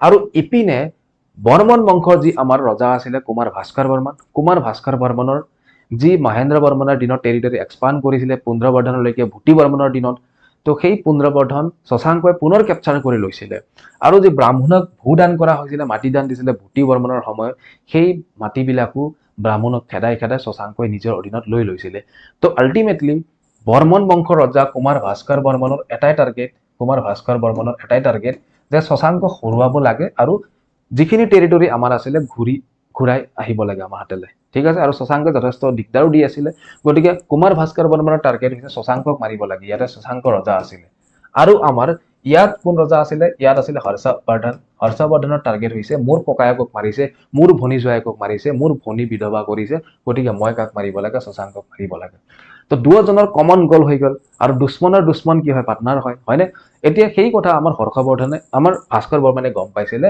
আৰু সেই কাৰণে তেওঁ কি কৰিছিলে যেতিয়া কনৌজত থাকিবলৈ হৰ্ষবৰ্ধনে নিজৰ ভগ্নীক য'ত বিয়া দিছিলে তাৰ ৰাজপাট চম্ভালিবলৈ গতিকে হৰ্ষবৰ্ধনে আমাৰ ভাস্কৰ বৰ্মনে যেহেতু গম পাইছিলে তেওঁ কি কৰিলে কনৌজলৈকে শংকৰদেৱক পঠিয়াইছিলে যে আমি দোস্ত হওঁ আৰু আমি বন্ধুত্ব গঢ়ি তোলো আৰু তাৰ পিছত আমি শশাংকক বেয়া বজাম ঠিক আছে এটা কেছ কি হৈছে শশাংকক তাৰ পিছত এদিন এটেক দিয়ে এইফালৰ পৰা কোনে দিয়ে এইফালৰ পৰা এটেক দিয়ে আমাৰ হৰ্ষবৰ্ধনে আৰু এইফালৰ পৰা দিয়ে আমাৰ কুমাৰ ভাস্কৰ বৰ্মনে আৰু তাৰ পিছত শশাংক বেচাৰা কি কৰিব পূবেৰেও আহিছে পশ্চিমেৰেও আহিছে এতিয়া গ'ল আৰু এটা শশাংকৰ মৃত্যু যিটো হয় যিটো বেটেল হয় তাক কোৱা হয়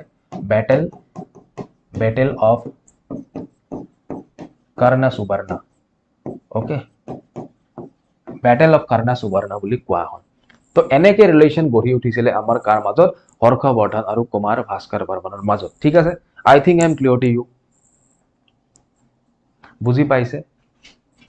বুজি পাইছে হবলা হয়নে ওকে নাও লেট আছ মুভ আমি চাও হিউৱেন চাঙৰ টুকাখিনি অকমান চাব ট্ৰাই কৰিম হয়নে হিউৱেন চাঙে কি কৈছিলে এটা হিউৱেন চাঙে কি কৈছিলে আমি বুজিব ট্ৰাই কৰিম হিউৱেন চাঙে তেওঁৰ টুকা তেওঁ যি চি ইউকি তাত বিভিন্ন কথা লিখি থৈ কৈছিলে যেনে তেওঁ কৈছিলে Kumar Bhaskar Barman as the aristocratic king বুলি কৈছিলে ইষ্টাৰ্ণ ইণ্ডিয়াৰ এৰিষ্ট্ৰক্ৰেটিক কিং বুলি কৈছিলে ওকে তাৰ উপৰি যি আমাৰ ভাস্কৰ বৰ্মন আছিলে তেওঁ শিৱ ভক্ত আছিলে বুলি কৈছিলে okay he was a devotee of Shiva ভগৱান শিৱক আৰাধনা কৰিছিলে শৈৱিজিম পালন আৰাধনা কৰিছিলে বাট বিং এ লাৰ্ণড কিং হি পেট্ৰনাইজ বুদ্ধিজিমটো গতিকে তেখেত এগৰাকী যেহেতু শিক্ষিত বা জ্ঞানী লোক আছিলে তেখেতে যদিও শিৱ ভক্ত আছিলে বুদ্ধ ধৰ্মক তেখেতে প্ৰাধান্য দিছিল বুলি কোনে কৈছিলে এইগৰাকী হিউৱেন চাঙে কৈছিলে হয়নে আজিৰ ডেটতে আমি ইমান ঘূৰিব নাযাওঁ তেতিয়াৰ দিনতে ছাতি এটালৈ কেনেকে ঘূৰি আছিলে চাওকচোন হিউৱেন চাং ওকে তেতিয়াৰ ব্লগাৰ আছিল তেতিয়াতো ব্লগাৰ চগাৰ নাছিলে ন হিউৱেন চাঙে ব্লগাৰ আছিলে ভাগ্যবল ফোনটো হাতত নাছিলে নহ'লে আজি ভিডিঅ' দেখিব পালে হয় হিউৱেন চাং ব্লগাৰ আছিলে হৰ্ষবৰ্ধনৰ তাত গৈছে ইয়াত আহিছে লিখি গৈছে ব্লগিং ওকে তাৰপিছত হিউৱেন চাঙে কি লিখিছিলে দ্য ফ্ৰণ্টিয়াৰ অফ কামৰূপা যে কামৰূপৰ যি আয়তন কিমান আছিলে 10,000 লি আছিলে ওকে 10,000 লি এটা চাইনিজ ইউনিট হয় যি কামৰূপৰ পৰিসৰ আছিলে সাৰ্কুমফেৰেন্স আছিলে 10,000 লি আৰু ক্যাপিটেল কিমান আছিলে 30 লি আছিলে কামৰূপ যিখন আমাৰ বৰ্মন বংশৰ ৰাজধানী আছিলে 30 লি আছিলে capital okay although the land has slopes it is very productive local people are mostly involved in cultivation যে আমাৰ ইয়াৰ মাটিখিনি প্লেইন যদিও আছিলে প্লেইন যদিও নাছিল ইয়াত কৃষি যথেষ্ট হৈছিলে আৰু ইয়াৰ লোকসকল যথেষ্ট কাল্টিভেশ্যনৰ লগত কৃষিৰ লগত জড়িত ইয়াত আমাৰ কি উৎপন্ন হৈছিল জেড ফ্ৰুইট কঁঠাল আৰু কোকোনাট আটাইতকৈ বেছিকৈ আছিল বুলি কৈছিলে ঠিক আছে বাকি বিভিন্ন কথা ইয়াতে লিখা হৈছে যে ড্যামছ আছিলে ৰিভাৰ্ছ আছিলে বুটি ষ্ট্ৰীমছ এনি টাইম আমি তেওঁ দেখিবলৈ পাইছিলে হয়নে গোটেই 12টা মাহতে বৈ থকা ষ্ট্ৰীম দেখিবলৈ পাইছিলে তো তেনেকুৱা বস্তুবিলাক তেখেতে লিখি থৈ গৈছিলে ওকে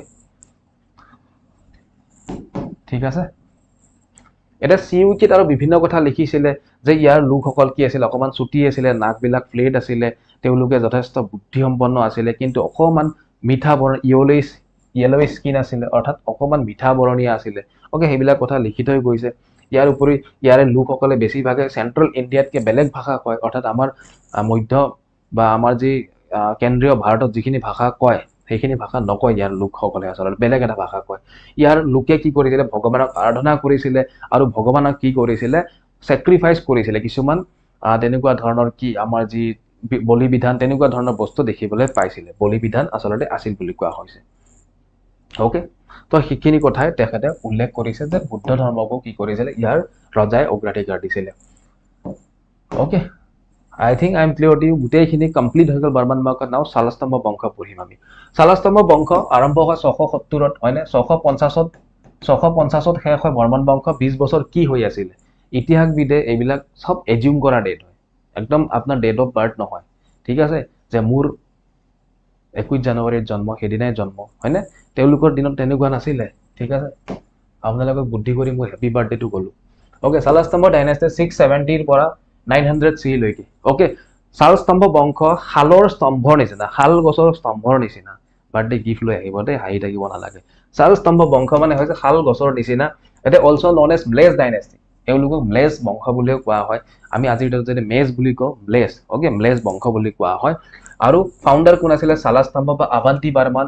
আৰু কেপিটেল কি আছিলে হৰুপেশ্বৰ আছিলে, আজিৰ ডেটৰ তেজপুৰ। ওকে, সোৰ্চেছ আমি ক'ত ক'ত গম পাওঁ, সোৰ্চেছ আমি ক'ত ক'ত গম পাওঁ, যেনেকে আমি যদি চাওঁ হুইন্থাল কপাৰ প্লেট, হুইন্থাল কপাৰ প্লেট নহয়, হুইন্থাল প্লেটত গম পাওঁ হৰজৰা বৰ্মনে হয়নে, তেজপুৰত হৰজৰা বৰ্মনে খন্দিয়াইছিলে হৰজৰা পুখুৰী। হৰজৰা বৰ্মনে হৰজৰা পুখুৰী তেজপুৰত খন্দিয়াইছিলে। আৰু এই হৰজৰা বৰ্মনৰ হুইন্থাল প্লেটত পাওঁ various inscription from Harjara Barman, Vanamala Dev Barman আৰু বালা বৰ্মন 3ৰ আমি ইনস্ক্ৰিপশ্যন বিলাকত পাওঁ শালস্তম্ভ বংশৰ বিষয়ে। দেওপানী বিষ্ণু ইনস্ক্ৰিপশ্যনত পাওঁ, হৰিহৰ ষ্টোন ইমেজত পাওঁ হয়নে, Harihar stone image inscription, Shankar Narayan stone image inscription, Tezpur rock inscription of Harjara Barman আৰু বৰগাঁও প্লেটছ অফ ৰত্নপালা। বৰগাঁও আৰু বৰগংগা বেলেগ হয়। বৰগাঁও যি আমাৰ লিখনি, তো তাতো আমি আচলতে এই শালস্তম্ভ বংশৰ বিষয়ে দেখিবলৈ পাওঁ। ওকে,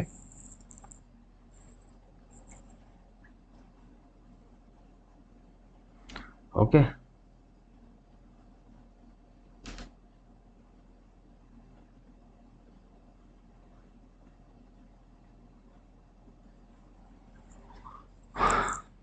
ঠিক আছে, নেক্সট। এতিয়া শালস্তম্ভ বংশৰ যদি আমি টাইমলাইনখিনি চাওঁ, শালস্তম্ভ বংশৰ প্ৰথম গৰাকী ৰজা আছিলে শালস্তম্ভ, তাৰপিছত হৈছে বিগ্ৰহস্তম্ভ, পালাকা, কুমাৰা, বজ্ৰদেৱা, শ্ৰী হৰ্ষদেৱা, বালাবৰ্মন 2 1 এটা আছিলে, এইটো 2, এইটো তেওঁৰ নামত 2 নাছিলে, তেওঁ বালাবৰ্মনেই আছিলে। ইতিহাসবিদে লিখিলে বালাবৰ্মন 1 2 3 কে লিখিব, আৰু যোনে আগত আহিছে 1, যোনে পিছত আহিব 2, হয়নে, মানে আপোনালোকে জন্মতে কোনোবাই নাম লিখে নেকি নয়ন 2 হয়নে, তাৰপাছত মই যদি লিখোঁ মৃদুল 3 লিখোঁ নেকি, নিলিখোঁ। কিন্তু কোনোবা ইতিহাসবিদে যদি 2বাৰ 3বাৰ একে মানুহ পায় তেতিয়া 1 2 3 কে ডিষ্টিংগুইছ কৰে, ঠিক আছে। তো এগৰাকী বালাবৰ্মন শালস্তম্ভ বংশতো আহিব, তেখেত বালাবৰ্মন 2, আৰু পিছত এগৰাকী আহিব, তেওঁ 3 হ'ব, ঠিক আছে। তাৰপিছত শ্ৰী জিবাৰা আহিব, তাৰপিছত দীঘলেখা বৰ্মন আহিব, 9th চেঞ্চুৰীত চালাম্ভা আহিব, হৰজৰা বৰ্মন আহিব, Vanamala Barman, Bala Barman, unknown rulers, then last Tyag Singha. Okay, তো মনত ৰাখিব প্ৰথমজন হৈছে শালস্তম্ভ বা অৱন্তী বৰ্মন, আৰু লাষ্টৰজন কোন হয়, ত্যাগ সিংহ। এইটো বেছিকৈ সোধা হয়। নাও আমি যিখিনি ইম্পৰ্টেণ্ট মাজে সময় সেইখিনি চাব ট্ৰাই কৰিম। ওকে, উমাচল ৰক ইনস্ক্ৰিপশ্যনৰ কথা অলৰেডি কৈ আহিছিলোঁ। নীলাচল পাহাৰত আছে উমাচল ৰক ইনস্ক্ৰিপশ্যন, আটাইতকৈ পুৰণি ইনস্ক্ৰিপশ্যন হয়, শিলালেখ হয়, ঠিক আছে, আটাইতকৈ পুৰণি শিলালেখ হয়। আৰু তাৰ লেংগুৱেজ যিটো ব্যৱহাৰ হৈছে সংস্কৃত ভাষা ব্যৱহাৰ হৈছে। অসমীয়া ভাষা কোনটো ইনস্ক্ৰিপশ্যনত আছে, যে কানাই বৰশী বোৱা ৰক ইনস্ক্ৰিপশ্যন যিটো হয়, যেটো আমাৰ ক'ত আছে, নৰ্থ গুৱাহাটীত আছে, তো তাত অসমীয়া স্ক্ৰিপ্ট ইউজ কৰা হৈছে, বাকী মেক্সিমামতে সংস্কৃত বা বেলেগ। নগাজুৰি খনিকৰ গাঁও ৰক ইনস্ক্ৰিপশ্যন ক'ত আছে, আমাৰ নগাজুৰি খনিকৰ গাঁও ৰক ইনস্ক্ৰিপশ্যন গোলাঘাট জিলাত আছে। ওকে, তাত ব্ৰাহ্মী স্ক্ৰিপ্ট ব্যৱহাৰ কৰা হৈছে। আৰু বাকী উমাচল আৰু বৰগংগাৰ লগত ইয়াৰ চিমিলাৰিটি আছে। কাৰ, নগাজুৰি খনিকৰ গাঁও ক'ত আছে, নগাজুৰি খনিকৰ গাঁও গোলাঘাটত আছে। ওকে,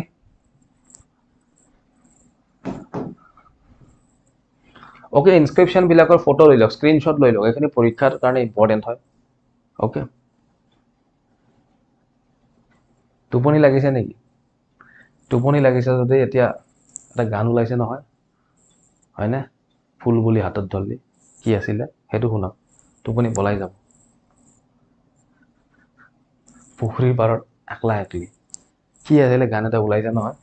ওকে, স্ক্ৰীনশ্বট লগাই লওক, এইটো ফাৰ্ষ্ট পেজ, স্ক্ৰীনশ্বট লগাওক, দেন এইটো ছেকেণ্ড পেজ, স্ক্ৰীনশ্বট লগাওক।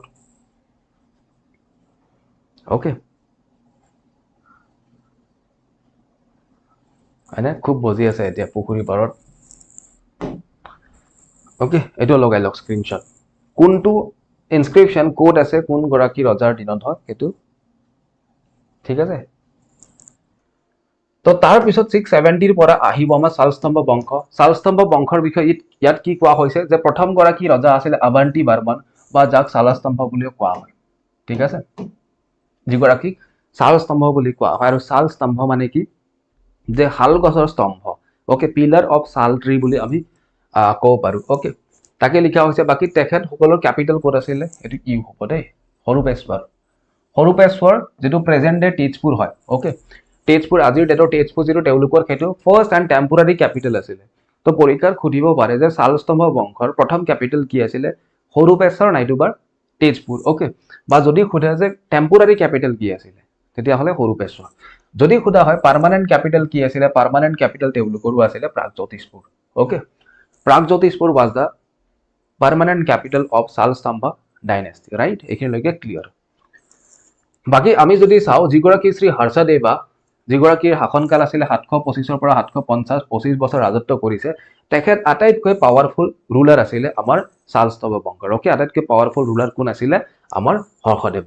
ওকে, আৰু তেওঁৰ সময়তে কি হৈছিলে, যি বেংগলৰ গৌড় হয়নে, আপোনালোকে নিশ্চয় গম পায় গৌড় দেশ, বাকী আমাৰ উৰিষ্যাৰ কলিংগ আৰু বিহাৰৰ কুশাললৈকে কি হয় টেৰিটৰি এক্সপাণ্ড হৈছিলে। বিহাৰৰ কুশাললৈকে টেৰিটৰি এক্সপাণ্ড হৈছিলে, যে আমাৰ শালস্তম্ভ বংশই যথেষ্ট টেৰিটৰি এক্সপাণ্ড কৰিবলৈ সক্ষম হৈছিলে।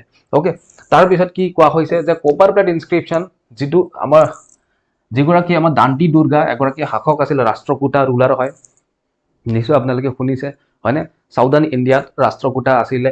তো দান্তি দুৰ্গাৰ বিশেষ ইনস্ক্ৰিপশ্যনত পোৱা যায় তেখেতৰ যি আমাৰ তাম্ৰলিপি, কপাৰ প্লেট ইনস্ক্ৰিপশ্যন, তাত পোৱা যায় যি আমাৰ হৰ্ষদেৱ আমাৰ প্ৰতাপী ৰজা আছিলে কামৰূপৰ, তেখেতক কোনে হত্যা কৰিছে, তেখেত কাৰ হাতত পৰাস্ত হয়, তেখেতে আমাৰ কীৰ্তি বামাৰ হাতত পৰাস্ত হয় বুলি দান্তি দুৰ্গাৰ কপাৰ প্লেট ইনস্ক্ৰিপশ্যনত উল্লেখ আছে।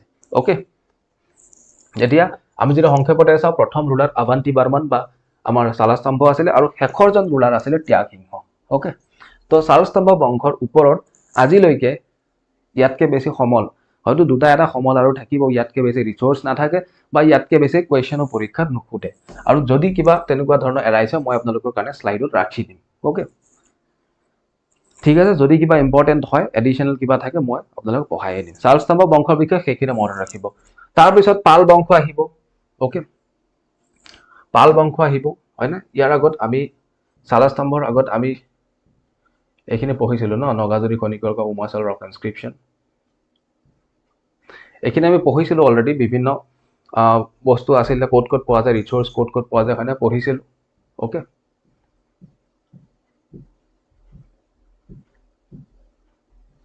যোৱাটো ক্লাছ যোনে যোনে চাই লোৱা নাই চাই ল'ব, যথেষ্ট এক্সপ্লেইন কৰিছোঁ, আপোনালোকে ভাল পাব। ওকে, তাৰপিছত যদি আমি চাওঁ, যিগৰাকী ত্যাগ সিংহৰ মৃত্যুৰ পিছত, after the death of Tyag Singha, Salastambha dynasty came to end. আৰু যিটো আমাৰ বৰগাঁও প্লেটত পোৱা যায়, ৰত্নপালাৰ বৰগাঁও প্লেটত পোৱা যায়। ঠিক আছে, আৰু ফাউণ্ডাৰ কোন আছিলে, ব্ৰহ্মপালা। ওকে, ফাউণ্ডাৰ কোন আছিলে, ব্ৰহ্মপালা। যদি আপোনালোকে গুগল কৰে যে পালা ডাইনেষ্টিৰ ফাউণ্ডাৰ কোন হয়, পালা বংশৰ বা পাল বংশৰ ফাউণ্ডাৰ কোন হয়, আপোনালোকে গোপাল বুলি পাব। ওকে, এই গোপালা আছিলে আমাৰ অভাৰঅল যদি পাল বংশ কোৱা হয়, যি ভাৰতবৰ্ষত পাল বংশ আছিল, বিশেষকৈ আমাৰ বেংগলত আছিলে, সেই পাল বংশৰ প্ৰতিষ্ঠাপক আছিলে গোপালা। কিন্তু আমাৰ অসমৰ যি পাল বংশ, তাৰে প্ৰতিষ্ঠাপক আছিলে ব্ৰহ্মপাল। ওকে, ব্ৰহ্মপাল আছিলে, মনত ৰাখিব দেই। আমি ক'ত ক'ত গম পাওঁ, চ'ৰ্চ উৎস ক'ত ক'ত গম পাওঁ, যে পাল বংশৰ বিষয়ে ক'ত ক'ত পোৱা যায়, যদি আমি চাওঁ, তেতিয়াহ'লে যি আমাৰ বৰগাঁও প্লেট আছে, ৰত্নপালাই যিটো ইছ্যু কৰিছিলে, inscription from the reign of Indrapala and Dharmapala. ইন্দ্ৰপালাৰ ইনস্ক্ৰিপশ্যন, ধৰ্মপালাৰ ইনস্ক্ৰিপশ্যনত আমি পাওঁ, আনহাতে আমাৰ Belava copper plate grant of Bhoja Barman, যিগৰাকী ভোজা বৰ্মন আছে, চ' তেখেতৰ যি কপাৰ প্লেট গ্ৰেণ্ট আছিলে বেলাভাৰ, তো তাত আমি আমাৰ পাল বংশৰ বিষয়ে পঢ়িবলৈ পাওঁ। ঠিক আছে, এইখিনি হৈছে তেওঁলোকৰ উৎস, যে আচলতে এই বিশেষ ডাইনেষ্টিৰ বিষয়ে আমি কোনোবাইতো আৰু মুখেৰে কৈ দিলে নহ'ব হয়নে, কিতাপত যে লিখা আছে সেইখিনি ক'ৰবাততো পাব লাগিব। তো এইবিলাক হৈছে উৎস, এইবিলাকৰ পৰা পোৱা হৈছে। ওকে, এতিয়া যদি পাল বংশৰ আমি ইম্পৰ্টেণ্ট ৰুলাৰ্ছ আৰু টাইমলাইনখিনি চাওঁ, তেতিয়াহ'লে যি আমাৰ 10th চেঞ্চুৰীৰ পৰা 11th চেঞ্চুৰী, 10ৰ পৰা 11 শতিকা, তো সেই সময়ছোৱাত প্ৰথম ব্ৰহ্মপালা, দেন ৰত্নপালা, দেন পুৰন্দৰপালা, ইন্দ্ৰপালা, গোপালা আৰু হৰ্ষপালা। ওকে, এইবিলাক শাসক আহিব। এইগৰাকী গোপালা আমাৰ কামৰূপৰ হয়, এইগৰাকী আমাৰ বেংগলৰ গোপালা নহয়। ঠিক আছে, ওকে, তাৰপিছত যদি আমি চাওঁ, ধৰ্মপালা আৰু জয়পালা আহিব, যিগৰাকী জয়পালা শেষৰজন শাসক হয় আমাৰ পাল বংশৰ। ওকে, তো পাল বংশৰ কেপিটেল ক'ত আছিলে, পাল বংশৰ কেপিটেল আছিলে কামৰূপ নগৰ। হয়নে কামৰূপ নগৰ এজ পাৰ ইনস্ক্ৰিপশ্যন অফ ধৰ্মপালাৰ যি লিখনি আছে যি শিলালেখ আছে ওকে তো তাত আমি গম পাওঁ যে আমাৰ ক্যাপিটেল কোড আছিলে পাল বংশসকলৰ আমাৰ কামৰূপত কামৰূপ নগৰ আৰু এই কামৰূপ নগৰ আন কোনো নহয় আমাৰ আজিৰ ডেটৰ নৰ্থ গুৱাহাটী ওকে আজিৰ ডেটৰ north Guwahati later the capital was shifted to the west to Komata present day Gwalpara আৰু পিছত গোৱালপাৰালৈকে ক্যাপিটেল শিফট হয় ওকে তেতিয়া গোৱালপাৰা নামটো নাছিলে সাকে কমতা বুলি কোৱা হৈছে west to Komata okay among all the rulers Ratnapala and Dharmapala was the most famous ruler তো এই বাকি শাসক বিলাকৰ ভিতৰত যিগৰাকী ৰত্নপাল আৰু ধৰ্মপাল তেওঁলোকে কি আছিল বিখ্যাত আছিল ওকে ৰত্নপালৰ বিষয়ে কোৱা হৈছে যে ৰত্নপালা কি কৰিছিল তেখেতে বহুত শত্ৰুক পৰাভূত কৰিছিল হয়নে বহুত শত্ৰুক পৰাস্ত কৰি পেলাই তেখেতে নিজৰ টেৰিটৰি এক্সপান্ড কৰিবলৈ সক্ষম হৈছিল ইনফ্যাক্ট তেখেতৰ যি এই বিশেষ এচিভমেন্ট বা তেখেতৰ যি ভিক্টৰি এটো কোড উল্লেখ আছে বুলি কোৱা হৈছে mentioned in his grandson Indrapala's land grant okay ইন্দ্ৰপালাই যি লেন গ্ৰেন কৰিছিল ভূদান কৰিছিল তো তাত কিছুমান তেখেতৰ ইনস্ক্ৰিপশ্যন ৰাখি থৈ গৈছিল আৰু য'ত এই ৰত্নপালৰ দু শাসকিক যিবিলাক কাম আছে সেইবিলাক মেনশন আছে ওকে ইয়াৰ উপৰি তেখেতে এটা টাইটেল লৈছিল পৰীক্ষাত এই টাইটেলটো সোধা হয় যে আমাৰ ৰত্নপালাই কি টাইটেল লৈছিল সেইটো হৈছে পৰমেশ্বৰ পৰম ভট্টাৰকা মহাৰাজা ধীৰাজা ওকে PPM বুলি মনত ৰাখিব পৰমেশ্বৰ পৰম ভট্টাৰকা মহাৰাজা ধীৰাজা ওকে এই বিশেষ টাইটেলটো কোনে লৈছিল আমাৰ ৰত্নপালাই লৈছিল okay he made his capital at Durjaya which was built on the bank of river Brahmaputra তো এই দুৰ্জয় আন কোনো নহয় আমাৰ উত্তৰ গুৱাহাটী হয় ঠিক আছে okay I think I am clear to you আপোনালোকে বুজি পাইছে এইখিনি হয় না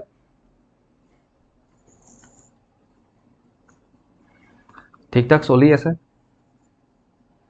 very good okay now ৰত্নপালাৰ বিষয়ে আমি আকৌ অকমান চাম মানে আপোনালোকে দেখিছে কামৰূপত আমাৰ টেৰিটৰি এনেকুৱা নহয় যে এই মেপখন এনেকুৱা এদিনে বা দুদিনে এনেকৈ আছিল মেপখন চেঞ্জ হৈ থকা আছিল ওকে আজিৰ ডেটত আমাৰ ইণ্ডিয়াৰ মেপখন যেনেকৈ ফিক্স হয় তো কামৰূপৰ মেপখন ফিক্স নাছিল প্ৰত্যেকটো দশক বা প্ৰত্যেকটো দশক অৰ্থাৎ 20 বছৰৰ পিছত কি হয় চেঞ্জ হোৱা আছিল কাৰণ কি টেৰিটৰি এক্সপান্ড হয় টেৰিটৰি কেতিয়াবা লুজ কৰিবলগীয়া হয় হয়নে অৰ্থাৎ তেওঁলোকে নিজৰ ভূমি কেতিয়াবা হেৰুৱাবলগীয়া হয় যুদ্ধত হাৰি পেলাই গতিকে চেঞ্জ হৈ থকা আছিল এনিৱে আমি এটা অভাৰভিউ চাই লৈছো সিম্পলি ৰত্নপালাৰ কথা যদি আকৌ কওঁ the 3 copper plate grand of Dharmapala যি ধৰ্মপালা এগৰাকী শাসক আছিল তেখেতৰ 3টা কপাৰ প্লেট গ্ৰেণ্ড আছিল যেনেকৈ আমি যদি চাওঁ সোণামুখী আনটো হৈছে শুভঙ্কৰা পাটাকা ওকে শুভঙ্কৰ পাটাকা আৰু আনটো হৈছে পুষ্পধাৰা এই 3টা ইনস্ক্ৰিপশ্যনত আমি যি আমাৰ কামৰূপ কিংডম যি আমাৰ কামৰূপ মানে এই বিশেষ কিংডমটো আমাৰ পাল বংশৰ যি কিংডম আছিল পাল কিংডম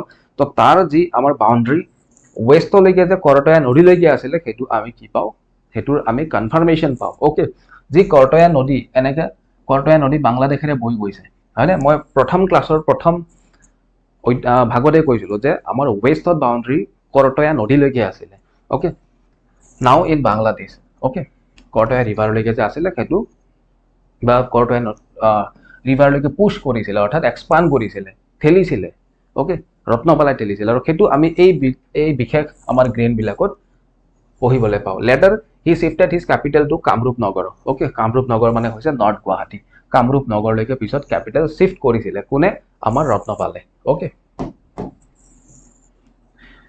ধৰ্মপালৰ বিষয়ে অকমান পঢ়িলো okay Dharmapala was the most powerful ruler of Pala dynasty in Kamrupa he conquered territory up to পুন্দ্ৰবৰ্ধন যি পুন্দ্ৰবৰ্ধনৰ কাৰণে কি হৈছিল ব্যাটল অফ কৰ্ণা সুবৰ্ণা হৈছিল ওকে এই পুন্দ্ৰবৰ্ধনটো কি আছিল প্ৰথমতে ইম্পেৰিয়েল গুপ্তাৰ হাতত আছিল হয়নে পিছত শশাংকই ইয়াত চকু দিছিল হয়নে আমাৰ কি হৈছিল ভূতি বৰ্মনৰ দিনত যি পুন্দ্ৰবৰ্ধন আমাৰ হাতত আছিল সেই পুন্দ্ৰবৰ্ধন আকৌ লৈ গৈছিল শশাংকৰ হাতত গৈছিল হয়নে তো সেই পুন্দ্ৰবৰ্ধনলৈকে পুনৰ কি কৰিছিল আমাৰ ধৰ্মপালাই ওকে তেওঁ টেৰিটৰি এক্সপান্ড কৰিছিল যেটো নৰ্থ বেংগলত আছে okay granted lands to Brahmin as a mark of victory তো আগৰ দিনত তেনেকুৱা আছিল আগৰ দিনত শাসক বিলাকে এজনে আনজনক ইমিটেট কৰিছিল তেখেতলোকৰ কাম তেখেতলোকৰ আদৰ্শ এইবিলাক ইমিটেট কৰিছিল সাজ পোছাক ইমিটেট কৰিছিল ঠিক আছে কপি কৰিছিল তো তেনেকৈ যদি চাওঁ যে লেন গ্ৰেন ভূতি বৰ্মনৰ দিনত হৈছিল সেই লেন গ্ৰেন আমি পাল ডাইনেষ্টিটো দেখিবলৈ পাওঁ ওকে আৰু পাল ডাইনেষ্টিত কি কৰিছিল ধৰ্মপালাই লেন গ্ৰেন কৰিছিল ব্ৰাহ্মণক okay granted land to the Brahmans as a mark of victory যেতিয়া তেখেতে বিজয় লাভ কৰে যেতিয়া তেখেতে জিকে যুদ্ধত হওক বা কোনো কৰ্মত তেতিয়া তেওঁ লেন গ্ৰেন কৰিছিল ব্ৰাহ্মণক okay He was efficient in administration, foreign policy, in war and peace, and as well as he was a good poet. Okay, তো ধৰ্মপালাই কি আছিলে চাব মনত দিব ধৰ্মপালা আছিলে প্ৰথম কথা এগৰাকী শাসক আছিলে এডমিনিষ্ট্ৰেটৰ আছিলে ওকে হয়নে এডমিনিষ্ট্ৰেশ্যনত তেওঁ এফিচিয়েণ্ট আছিলে ক্ষমা কৰিব ইয়াৰ উপৰি কি কৈছে ফৰেইন পলিচি অৰ্থাৎ বৈদেশিক যিবিলাক নীতি আছিলে বা বৈদেশিক পৰিক্ৰমাৰ ক্ষেত্ৰত তেখেতে যথেষ্ট পাৰ্গত আছিলে আৰু লগতে কি আছিলে যে যুদ্ধ আৰু শান্তিৰ ক্ষেত্ৰত তেখেত নিপুণ আছিলে আৰু তাৰ লগে লগে তেখেত এগৰাকী কি আছিলে ভাল কবিও আছিলে সাহিত্যিকো আছিলে কোনে ধৰ্মপালাই ঠিক আছে ধৰ্মপালা এগৰাকী ভাল কবিও আছিলে মনত ৰাখিব okay I think I am clear to you আপোনালোকে বুজিব পাৰিছে হয়নে ওকে গতিকে ক্লাছ শেষ এনচিয়েন্ট আসাম হিষ্ট্ৰী আমি কমপ্লিট কৰিলোঁ So thank you everyone. Thank you for attending the session. Good night. Take care.